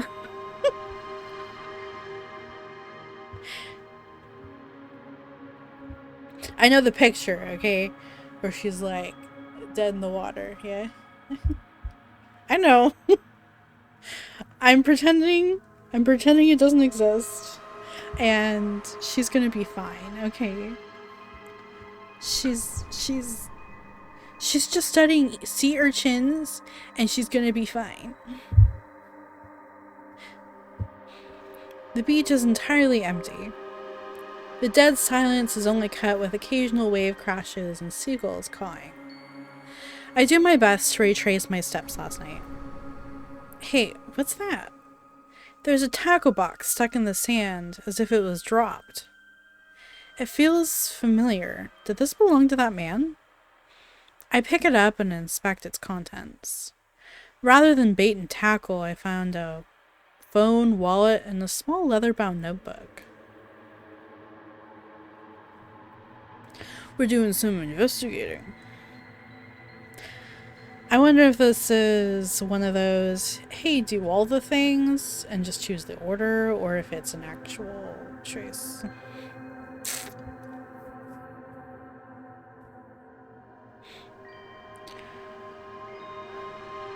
Well, wallet would tell us who he is, but notebook would probably give us the most details about what's going on. Like, I'm trying to think, okay, if I can only choose one. I do suspect it's one of those where, you know, I could do all three, but... No, of course. Nothing particularly of note. Sketches of fish, notes about the weather. As I turn a few pages, a key falls out and lands softly in the sand. I retrieve it and inspect the flimsy tag attached to it. Lockehurst Living. Sounds like an apartment complex. Are we gonna do some investigation?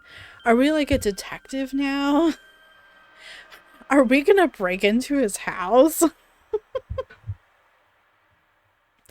The number engraved on the key says 201. Must be his place. Rather than bait and tackle... Oh yeah, that's the same thing I read before. Yeah, between these I guess doesn't matter. His phone is locked and I have no way of knowing his PIN. Yeah, that's what I suspected, actually. I don't have the patience to brute force my way in. His lock screen is a picture of a scarlet sun peeking out of the ocean's horizon. There seems to be an unread message from someone called Daisy. This Daisy sent him a message at 10:23 last night. Usual meeting spot? Whoever this Daisy person is might know more about why he was acting so strange.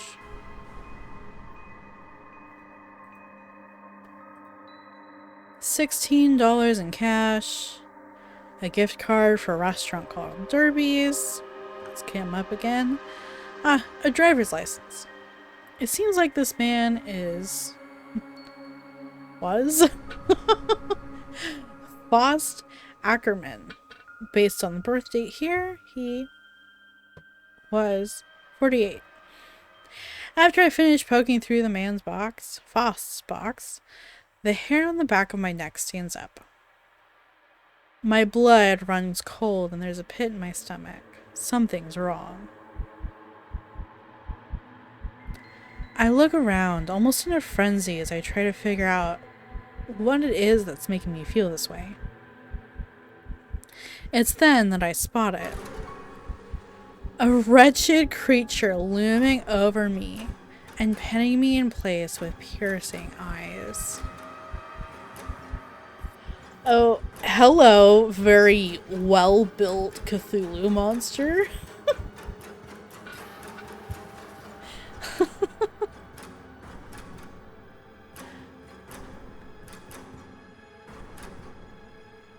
Like, man, wow, that is a fine physique for a sea monster. Like, they didn't have to go that hard, but man, they did. Green, leathery skin stretched over huge wings, writhing tentacles where its mouth should be. It glows with an unnatural light, though hardly any part of it was natural. I could hardly think, hardly process what I was seeing.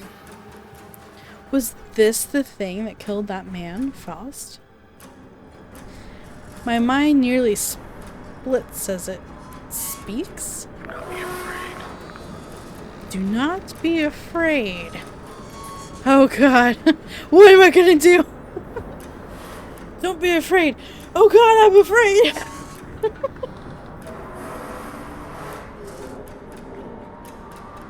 I mean, he said don't be afraid. I don't think I can fight it. I don't think running away will do any good. Try to communicate with it? It takes all of my focus and strength to form a coherent thought, but I try. What are you? The thing doesn't reply, instead just watching me curiously. Damn, my head is killing me. My vision keeps fading in and out. I feel like I'm gonna pass out. Just as I feel like my head's going to pop, the pressure fades. What's this dude doing here? Oh, okay. Where there was a grotesque monster stood. Mikkel? Emerson, are you alright? What? We need to get out of here! There's a monster! Yeah. I think he is the monster, buddy.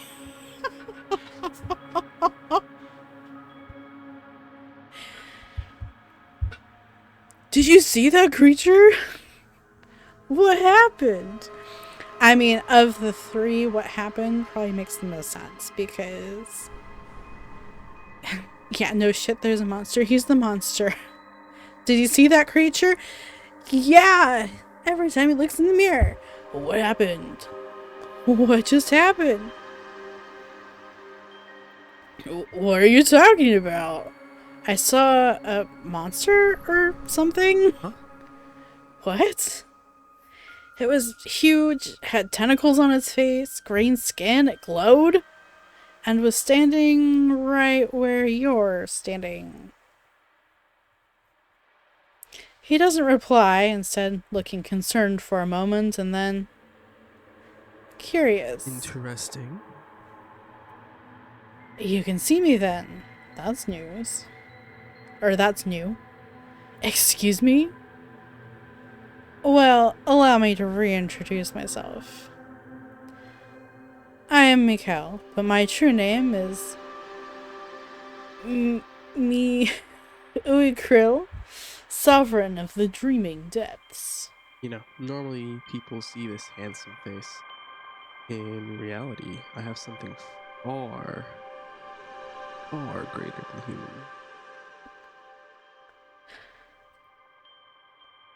What the hell? What the hell? He just said that like it was nothing. Sovereign of the Dreaming Depths. 1,000 different feelings race through my head, but the strongest one is... I would have said, like, anger? Like, What the fuck?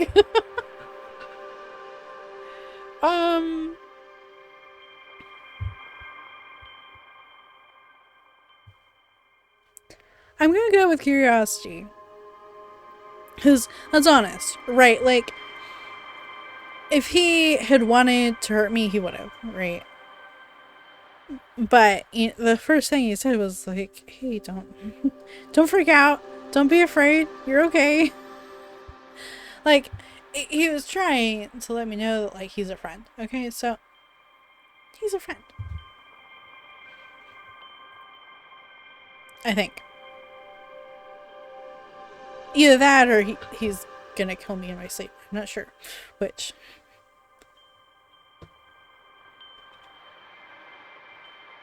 If this wasn't a hallucination, then I'm experiencing an actual supernatural phenomenon.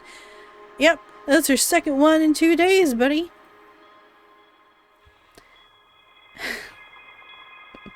I'm gonna need one of the voice actors to pronounce that for me. Mihui Krill. What? Please, I go by Mikkel now.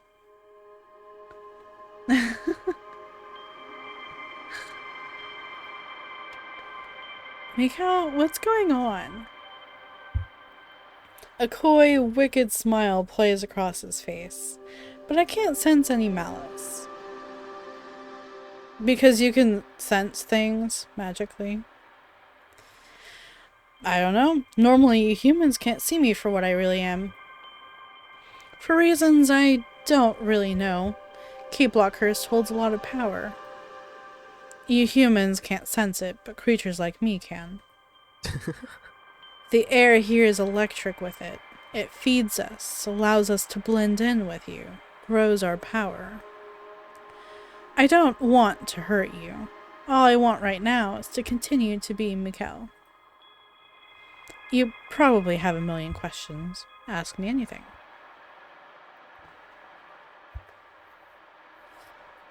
I suspect this is another one of those, like, I can ask all 3 of these questions, I'm not going to be locked out, so I'm just going to go from the top. Are there more monsters here? Earlier you said feeds us. Are there more monsters here? You've already met a few. Remember Angel from the coffee shop? How many of you are... What?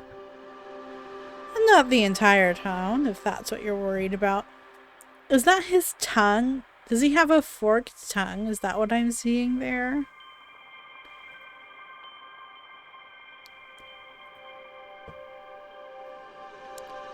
Why do you want to be human?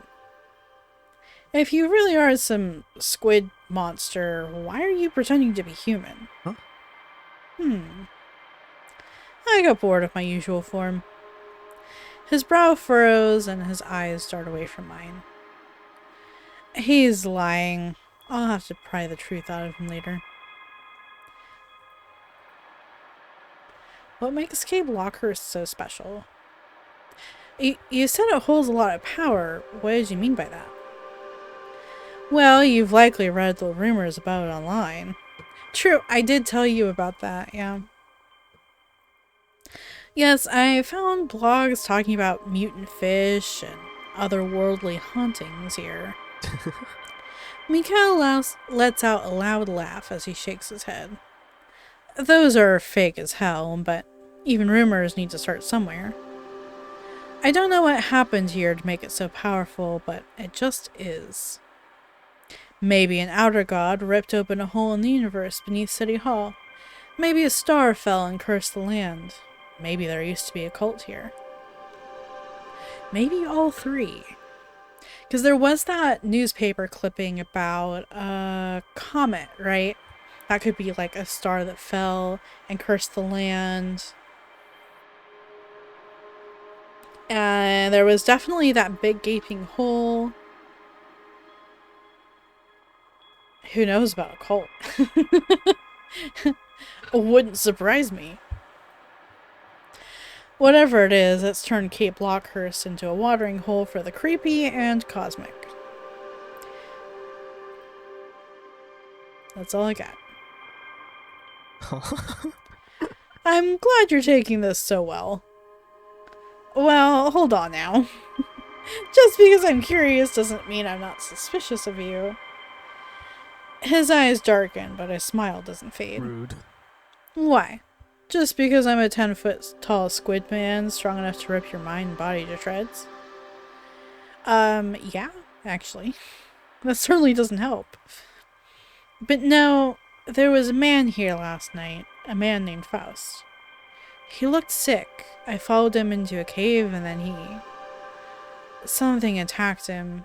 I couldn't see what because of this thick smoke. There's something obviously paranormal going on here. I mean, other than you. There's no other option. All the common sense and logic in my brain screamed at me for even saying that out loud, but I couldn't deny what I saw. A monster must have killed Faust. What the? And you think it's me?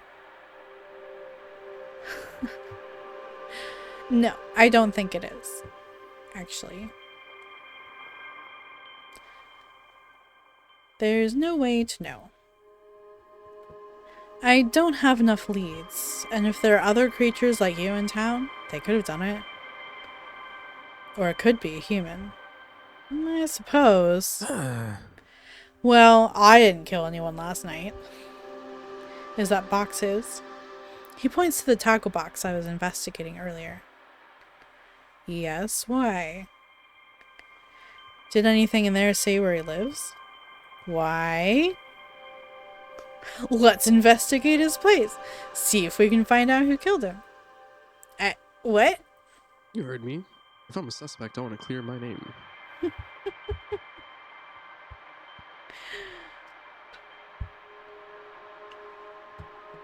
I mean, let's be honest. I was gonna go there anyway. Mikhail, I'm not sure that's... Too late. Come on, Pandora, you open this box.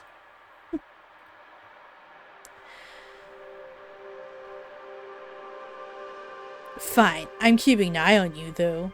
Or, let's not waste any time, then. I mean... I could have worse detective partners than, super powerful squid guy with rock hard abs. Let's not waste any time then. As requested. He throws me a wicked grin. You won't regret it, Emerson. Just the fact that you said that, though, makes me kind of regret it. I nod, close up the tackle box, and head back into town with Mikhail at my heels. The Lockehurst living apartment building is on the other side of town, so it takes us a moment to get there. Mikhail doesn't make conversation as we walk. He just watches me with a curious smile. Creepy match? When we reach the building, we walk in as casually as we can. We navigate to the second floor and try the key on the door labeled 201. And just like that, we're in. The overpowering smell of fish and iron nearly knocks me over. I can see a bathroom just off of this room, its tub nearly overflowing with ice and fish. That was the first thing I noticed in the background. It was like, dude's bathtub is filled with fish. That's not a great sign. Like, when was the last time you showered? So fill me in. What happened last night? I recall as many details as I can about Faust's final moments. Mikhail nods along with my retelling, a calm smile on his face. Interesting. So we don't know why he was acting strange, why he went to the beach, or what killed him. No. Maybe we can find something around here that'll reveal a motive. Alright, I'll check out the hallway and kitchen. Leaving the fish-filled bathroom to me? I have faith you can handle it. I am so flattered. He dips down the hallway and leaves me to investigate the kitchen and living room. The furniture is barely used and there is not much in the way of personal belongings. The amount of fishing paraphernalia is almost concerning. Huh, there's a calendar on the fridge. It looks like last night he had a meeting with Daisy. Yeah, we knew that already, from checking his phone. And meetings with Daisy every other night before then. Whoever this Daisy person is must be close to him. Oh, there's something written on today's date. Docks, 5 p.m.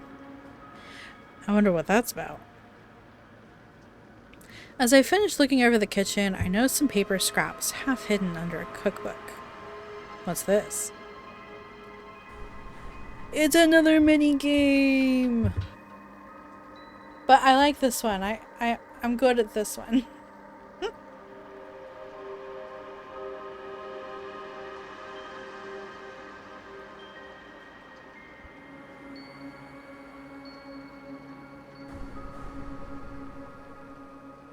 Kinda, sorta, maybe, sometimes.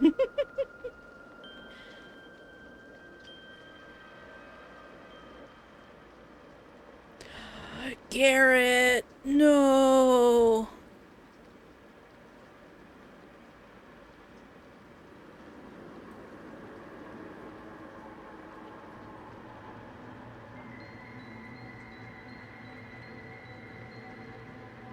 Not the goat guy. Say it isn't so.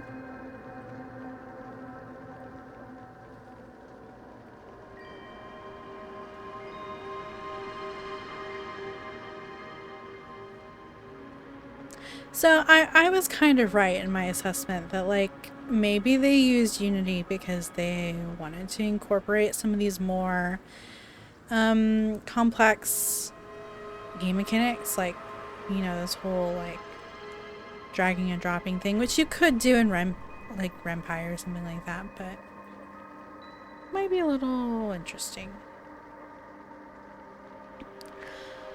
Looks like Faust owns Garrett's farm, and he's been an unforgiving landlord. Oh. And I already forgot that I can't use the spacebar. The letter suggests a meeting later today. That's what the note on the calendar was about.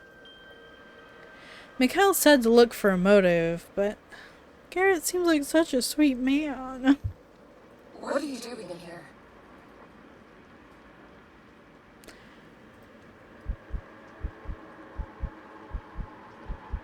A voice, familiar yet haunting, rings from the doorway behind me. I whip around and... Oh god, not again. What looks like a jellyfish looms in the doorway. Its crimson red bell floats in the air, dangling frilled arms dotted with piercing blue eyes. Similar eyes stare at me from beneath the bell, studying me. My voice gets caught in my throat, and then... Emerson, answer me. Yeah, that's what I thought. I thought it was her. What the hell are you doing in my neighbor's apartment? Angelique? What's going on out there? That's what I'm trying to figure out. I'm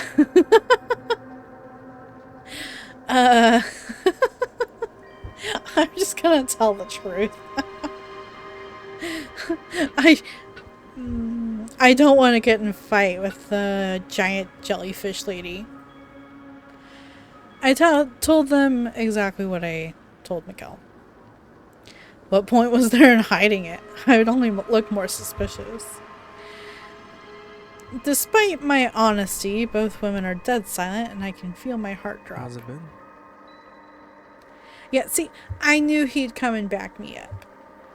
Ah, Angel, Raya. Was wondering when you guys were going to join us. We're investigating a murder. I shoot a harsh glare at Mikhail, who meets it with a cool smile. Like, he's just so nonchalant about it. Like, we're investigating a murder. I sigh and look back at the women. I'm trying to figure out what happened. Rude. And they think that maybe one of us supernatural folk did it. Sunraya and Angelique's eyes go wide and they exchange worried looks. Don't worry, Emerson knows. That we're... Can they see us? She asks Mikhail, but then stares intently at me. Yep, I totally saw you as giant jellyfish lady. I slowly nod and her eyes glitter. Whoa. You just keep getting more and more interesting. Thanks, I think. Look, something weird is happening here. I saw the guy who lived here get attacked by something in the cave on the beach. I want to get to the bottom of it and figure out what the hell is going on. Why? Pardon? Why are you investigating this? You could just pretend you didn't see anything. Yeah, but then the game would be over. There wouldn't be a story. Look the other way. Most humans do. It's easier that way. Why are you looking into this?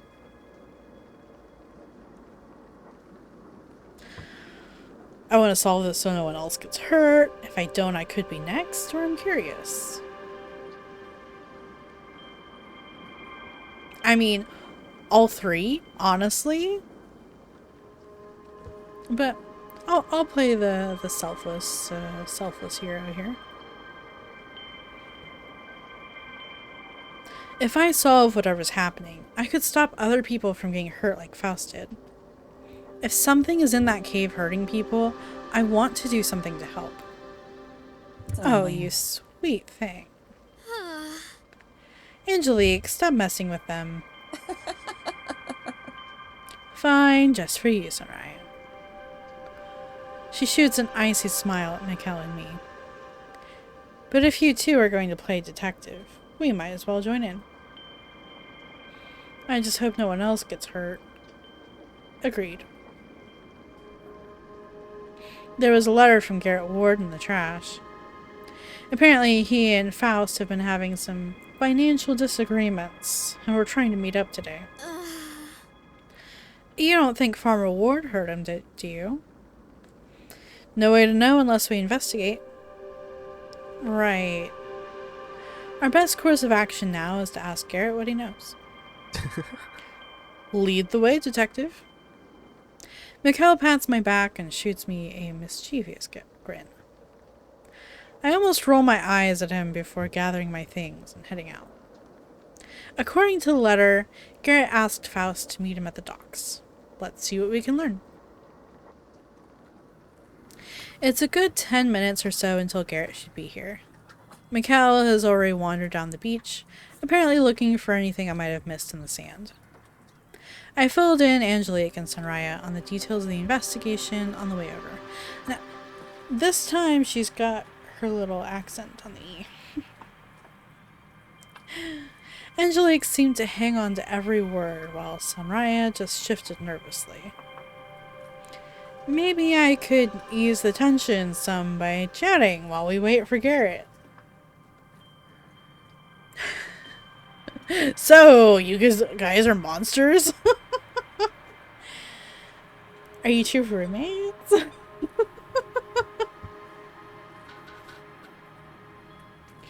So I can be blunt or slightly less blunt, but also a little blunt.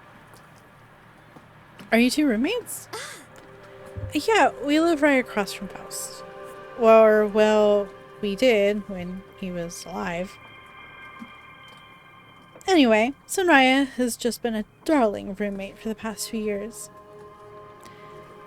You know what no one tells you about when you become an unknowable cosmic horror, darling? how hard it is to find a roommate who understands your dietary needs. She exchanges a small smile with Sunraya. My blood runs cold as I try not to picture what cosmic horrors eat. Right. Well, Angelique, I saw your form. You looked like a jellyfish. But what about you, Sunraya? You saw me, but not her. Probably because I've been here much longer than you. She laughs and puts a hand on Angelique's shoulder. Even if Emerson here can see beyond the town's illusions, it might take a bit longer to see someone who's been hiding for nearly 3 centuries now. I hope you don't mind my curiosity, but who am I really? Well, There was a falling star nearly a millennium ago. It crashed into the waves south of the Philippines, and from the surf came Our Lady of Reaching Tides. was she a Sirena? Magandara? Sorry, I don't know how to say any of these things. No one quite knew, but she swam through the surf, eating sailors and ships whole. But these days I prefer ramen and apple cider. She laughs again. It hits me just how strange of a situation I'm in. These two women are chatting amicably, but in reality, they are ancient, powerful creatures hiding behind an image of a person. Sunraya, Angelique, Mikkel, hell, maybe even Garrett or anyone else I've met are all monsters in disguise. And yet, the only time I felt like my life was in danger was in that cave. Even when Mikkel and I were alone on the beach and I was terrified out of my mind, he didn't even try to hurt me. As I get lost in my thoughts, I hear the heavy footfalls of work boots on the docks. Well, hey there. Didn't expect to see you folk here. Hello, Farmer Ward. Your yarn has been selling well, by the way. Well, I'll be. Ha, great. This next batch I'm working on is going to be even better. I hope the buyers over at your craft store appreciate the labor I'm putting in. Now, you folks didn't happen to see a man with a handlebar mustache around here, did you? Are you looking for Faust? How'd you know? We're investigating his death. His expression falls. Mr. Faust is dead? Why would someone... What happened? That's what we're trying to figure out. Garrett's eyes widen and he tenses up. Why? You don't think I did it, do you? You have a motive. No, we just want to see what you know.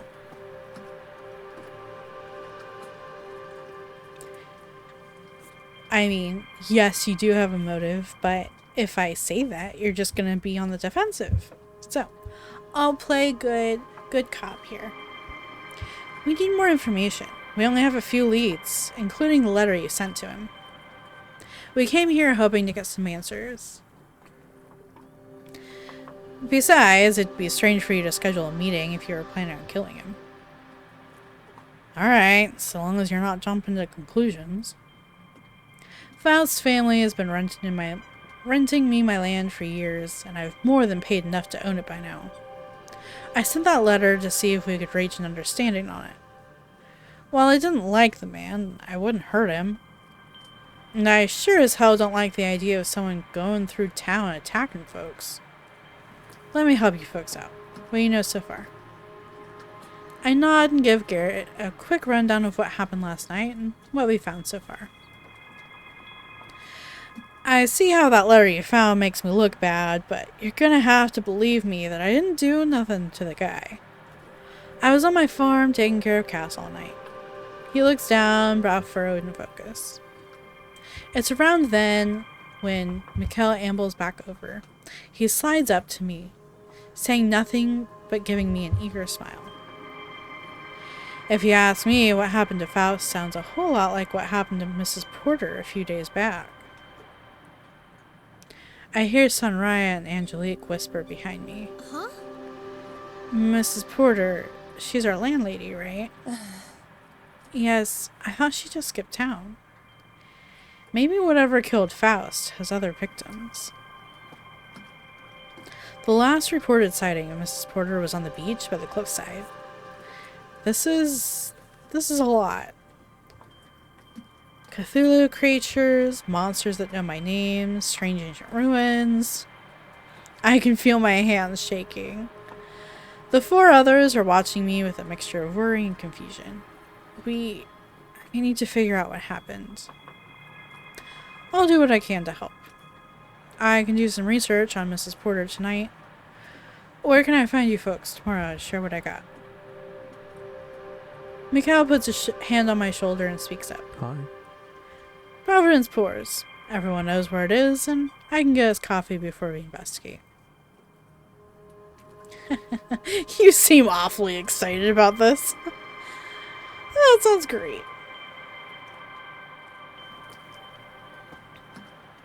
I'm glad you agree. Now, I've been away from my shift for long enough. Dude, you did all of this while you were supposed to be working? I can only get away with so much before my boss decides it's time to fire me. You mean, like, once, right? Like, dude, you spent all day. What? He leans in and whispers to me. He doesn't know I used to be an elder god. Another pat on my shoulder and he leans away.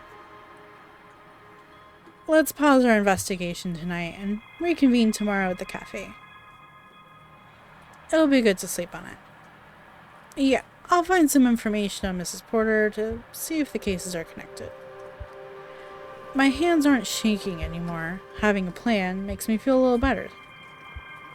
That sounds like a good start. I'll see you folks bright and early tomorrow. Okay, so Mikhail, Angelique, and Sunraya are definitely monsters. But Garrett's not? But then what was up with his daughter? Being like, you're human. Can she see the monster's true forms? That's a common trope. That children can see, the way the world really is, right? They can see through the illusion.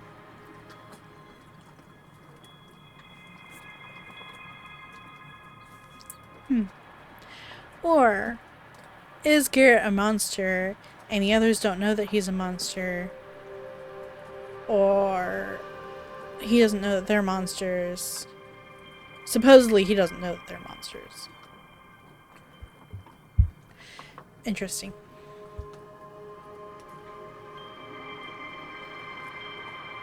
I'll see you guys tomorrow too. Gotta get back to work. He tilts his head at me. I try not to get into any more trouble tonight, Emerson. We can only handle one mystery at a time. I'll do my best. He nods and laughs before strolling off. I still can't help but feel antsy. And based on the way Sunraya is shifting her weight back and forth, I am not the only one. To think there could be a killer on the loose in Cape Lockehurst. Sunraya, darling, how many sailors have you eaten in your lifetime? That's different. We'll get to the bottom of this tomorrow. Emerson's right.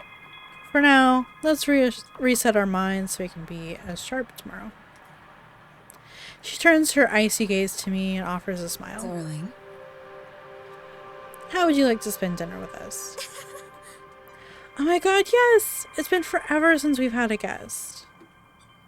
I was planning to make some pizza from scratch, and Sunraya just finished a batch of the most delicious apple cider. Oh, stop. It's not my best. Don't be so modest, darling. I'd be lying if I said that wasn't appealing. I need a distraction so badly. So, what do you say? I can promise you with 90% certainty that you're not going to be on the menu if you come over. Angelique. They know I'm joking, darling. Ophelia's probably busy with work again. I'll probably have time to hang out with them if I wanted to. Should I accept their offer?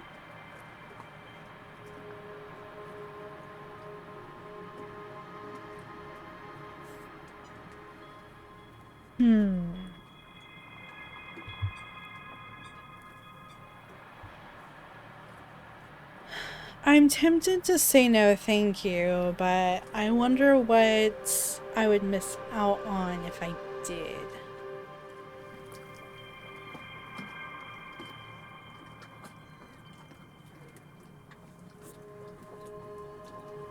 Sure, okay. Dinner sounds great. Thank you for inviting me. Thank you for indulging us, darling. Yay! Oh, we can use the good plates. For pizza? Duh. Sunrai laughs and takes both Angelique's and my hand before running down the street back to their apartment. I always forget how early the sun sets this time of year. Although now I kind of feel bad, like... Ophelia! My true love! Maybe I should have gone back. But my character tried to justify it. Like, oh, well, Ophelia's probably going to be busy with work and again, blah, blah, blah. But what if she isn't? What if I'm missing a chance to be with her?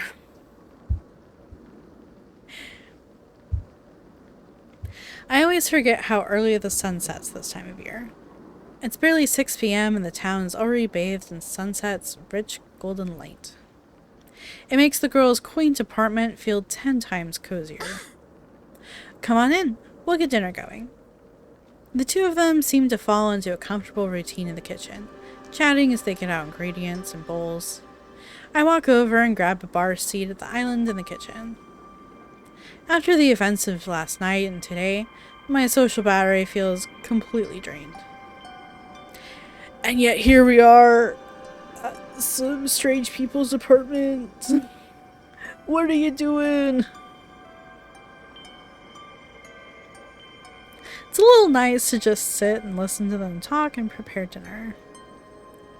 They discuss the game console Angelique just bought, annoying coworkers at both of Sunrise's jobs, and other shockingly normal topics. It's hard to imagine that they're really cosmic horrors in disguise.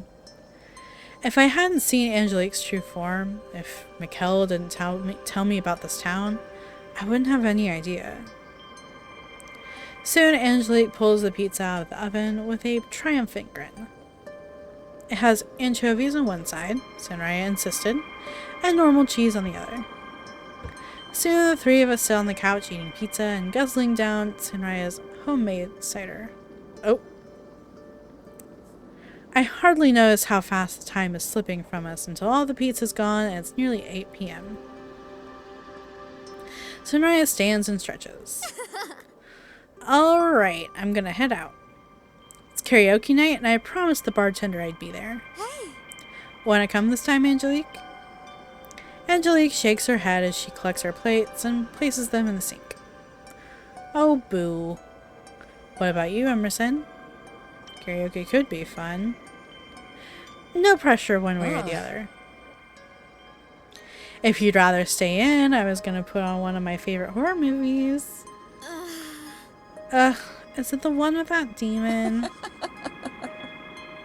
Sunraya, darling, many horror movies have demons.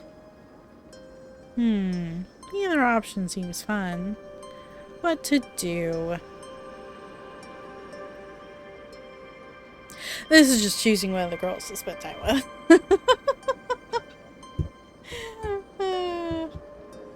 Which I kind of suspected would be the case if I chose to go back to their apartment. So then if I'd gone home, would I have had a chance to spend time with one of the other characters? Like Ophelia? Well, I guess we'll never know. I mean, I could go back probably, but I'm not going to. I'll move forward with my choices this time. This time. Oh, I'll watch a movie with Angelique. Okay. I think I'll hang out here and watch a movie. Dope. You two have fun. She beams at the two of us before heading out. Make yourself comfortable, Emerson. I'll get the movie going. She gestures towards the couch as she begins fussing with the television. I sit and she glances at me over her shoulder. You know, I used to be much like you. Huh? I used to be human. I was pursuing a doctorate in historical studies before... Well... I'm much happier now. Before, I was simply Angelique Lebeau. Lebeau? She did say it. I just don't remember. But now... He the listener of a malevolent spirit taking the form of a massive phantom jellyfish who feeds off the minds of mortals.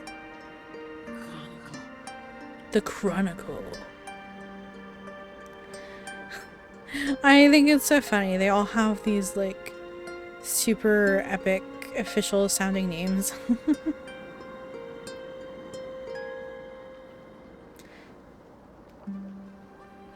But, like, you'd think if they actually had these super epic names, like, they got them from somewhere, right? Like, they're always like, oh, they call me this. Who's they, and why didn't any of these names come up in all of the research that Emerson was doing before they came here?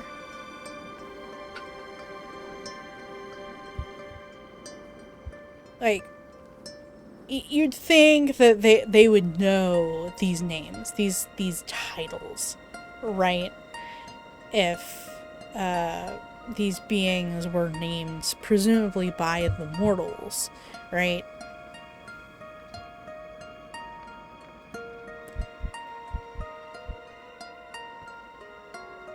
Oh, I don't know that I actually read that.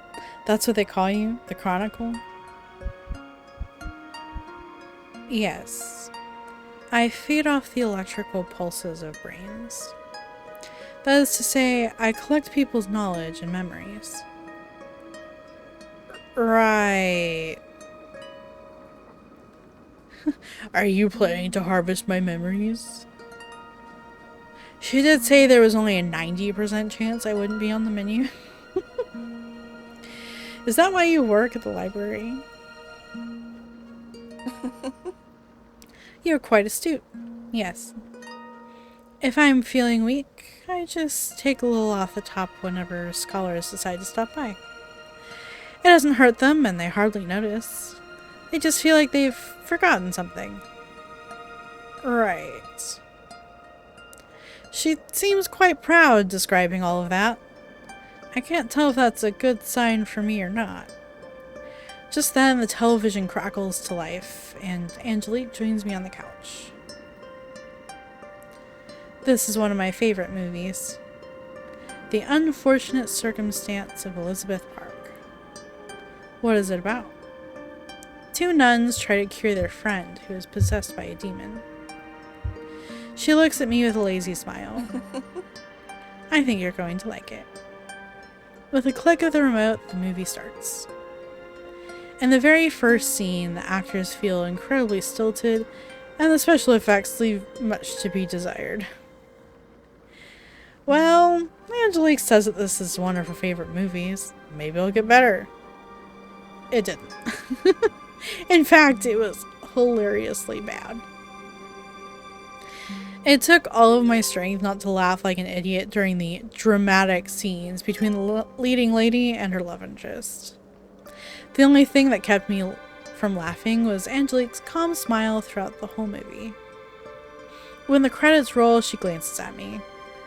So, thoughts? Oh my gosh. Oh no. Oh no.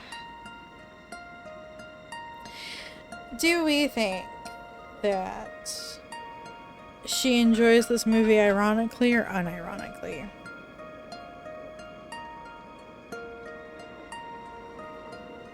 Because if she likes it unironically, then being honest is gonna hurt her feelings. But if she likes it because it's hilariously bad, then pretending that I liked it will, like, clue her in that I'm lying, right? Also, I love the little details in the characters. Like, the fact that her little necklace has a little,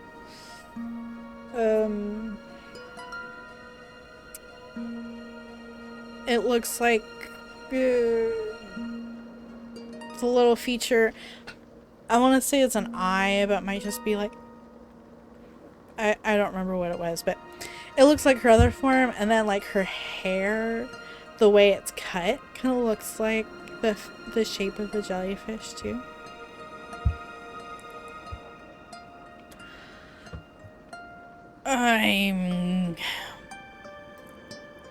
Honesty is the best policy, right? I'll be honest. I know you said you liked it, but it was almost comical how bad that movie was. I'm glad we agree, darling. Whew! Whew! Thank goodness. She laughs and her expression brightens. Wait, I thought it was your favorite. It is. That's because of how bad it is. An overwhelming relief hits me and I can't help but laugh. Oh, thank goodness. I was really trying to be nice about it. Don't. She leans over the couch to me, eyes sharp. Tell me everything you thought. Every little detail that made you laugh. Well, for starters, the exorcism scene was so poorly written it felt like a student film. Ooh. I know, right? Normally the actress is so skilled, but the material she was working with was horrible. And those costumes! As soon as the ice is broken, we begin laughing about how bad the movie was. We grab some drinks and rewatch a few scenes, now laughing like hyenas. She shows me a few scenes from the sequel, and I get cramps from how hard I'm laughing. After a while, I have to take my leave back home, or else we're going to be at this until dawn. Angelique clearly doesn't want me to leave, but she walks me home anyway. Aw, what a dear! Chatting my ear off about behind-the-scenes trivia the whole time. By the time I get home, Ophelia is sound asleep in her bed. The weight of today sends me crashing down into my bed soon after I get back. I still feel like I should have just gone home and spent time with poor Ophelia.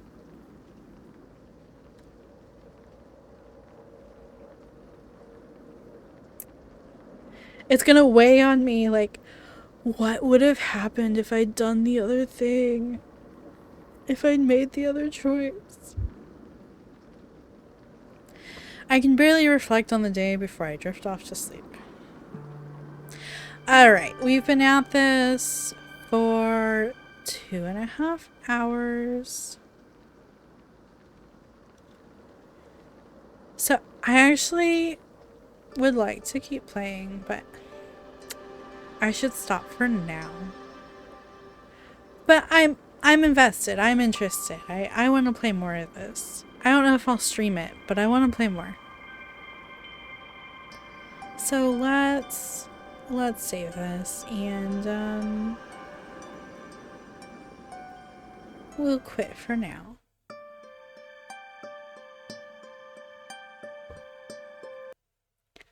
But yeah, okay. So that was The Stars Under Lockehurst. Stars, fishies, monsters, squid man with rock hard abs, Ophelia, best girl. Man, I might go back. Like I loved that event with Angelique. It was super cute and I got CG and it was nice. But even just the possibility that there could have been another scene with Ophelia, best girl, makes me want to go back and see if there is something there. So maybe I'll do that in my own time.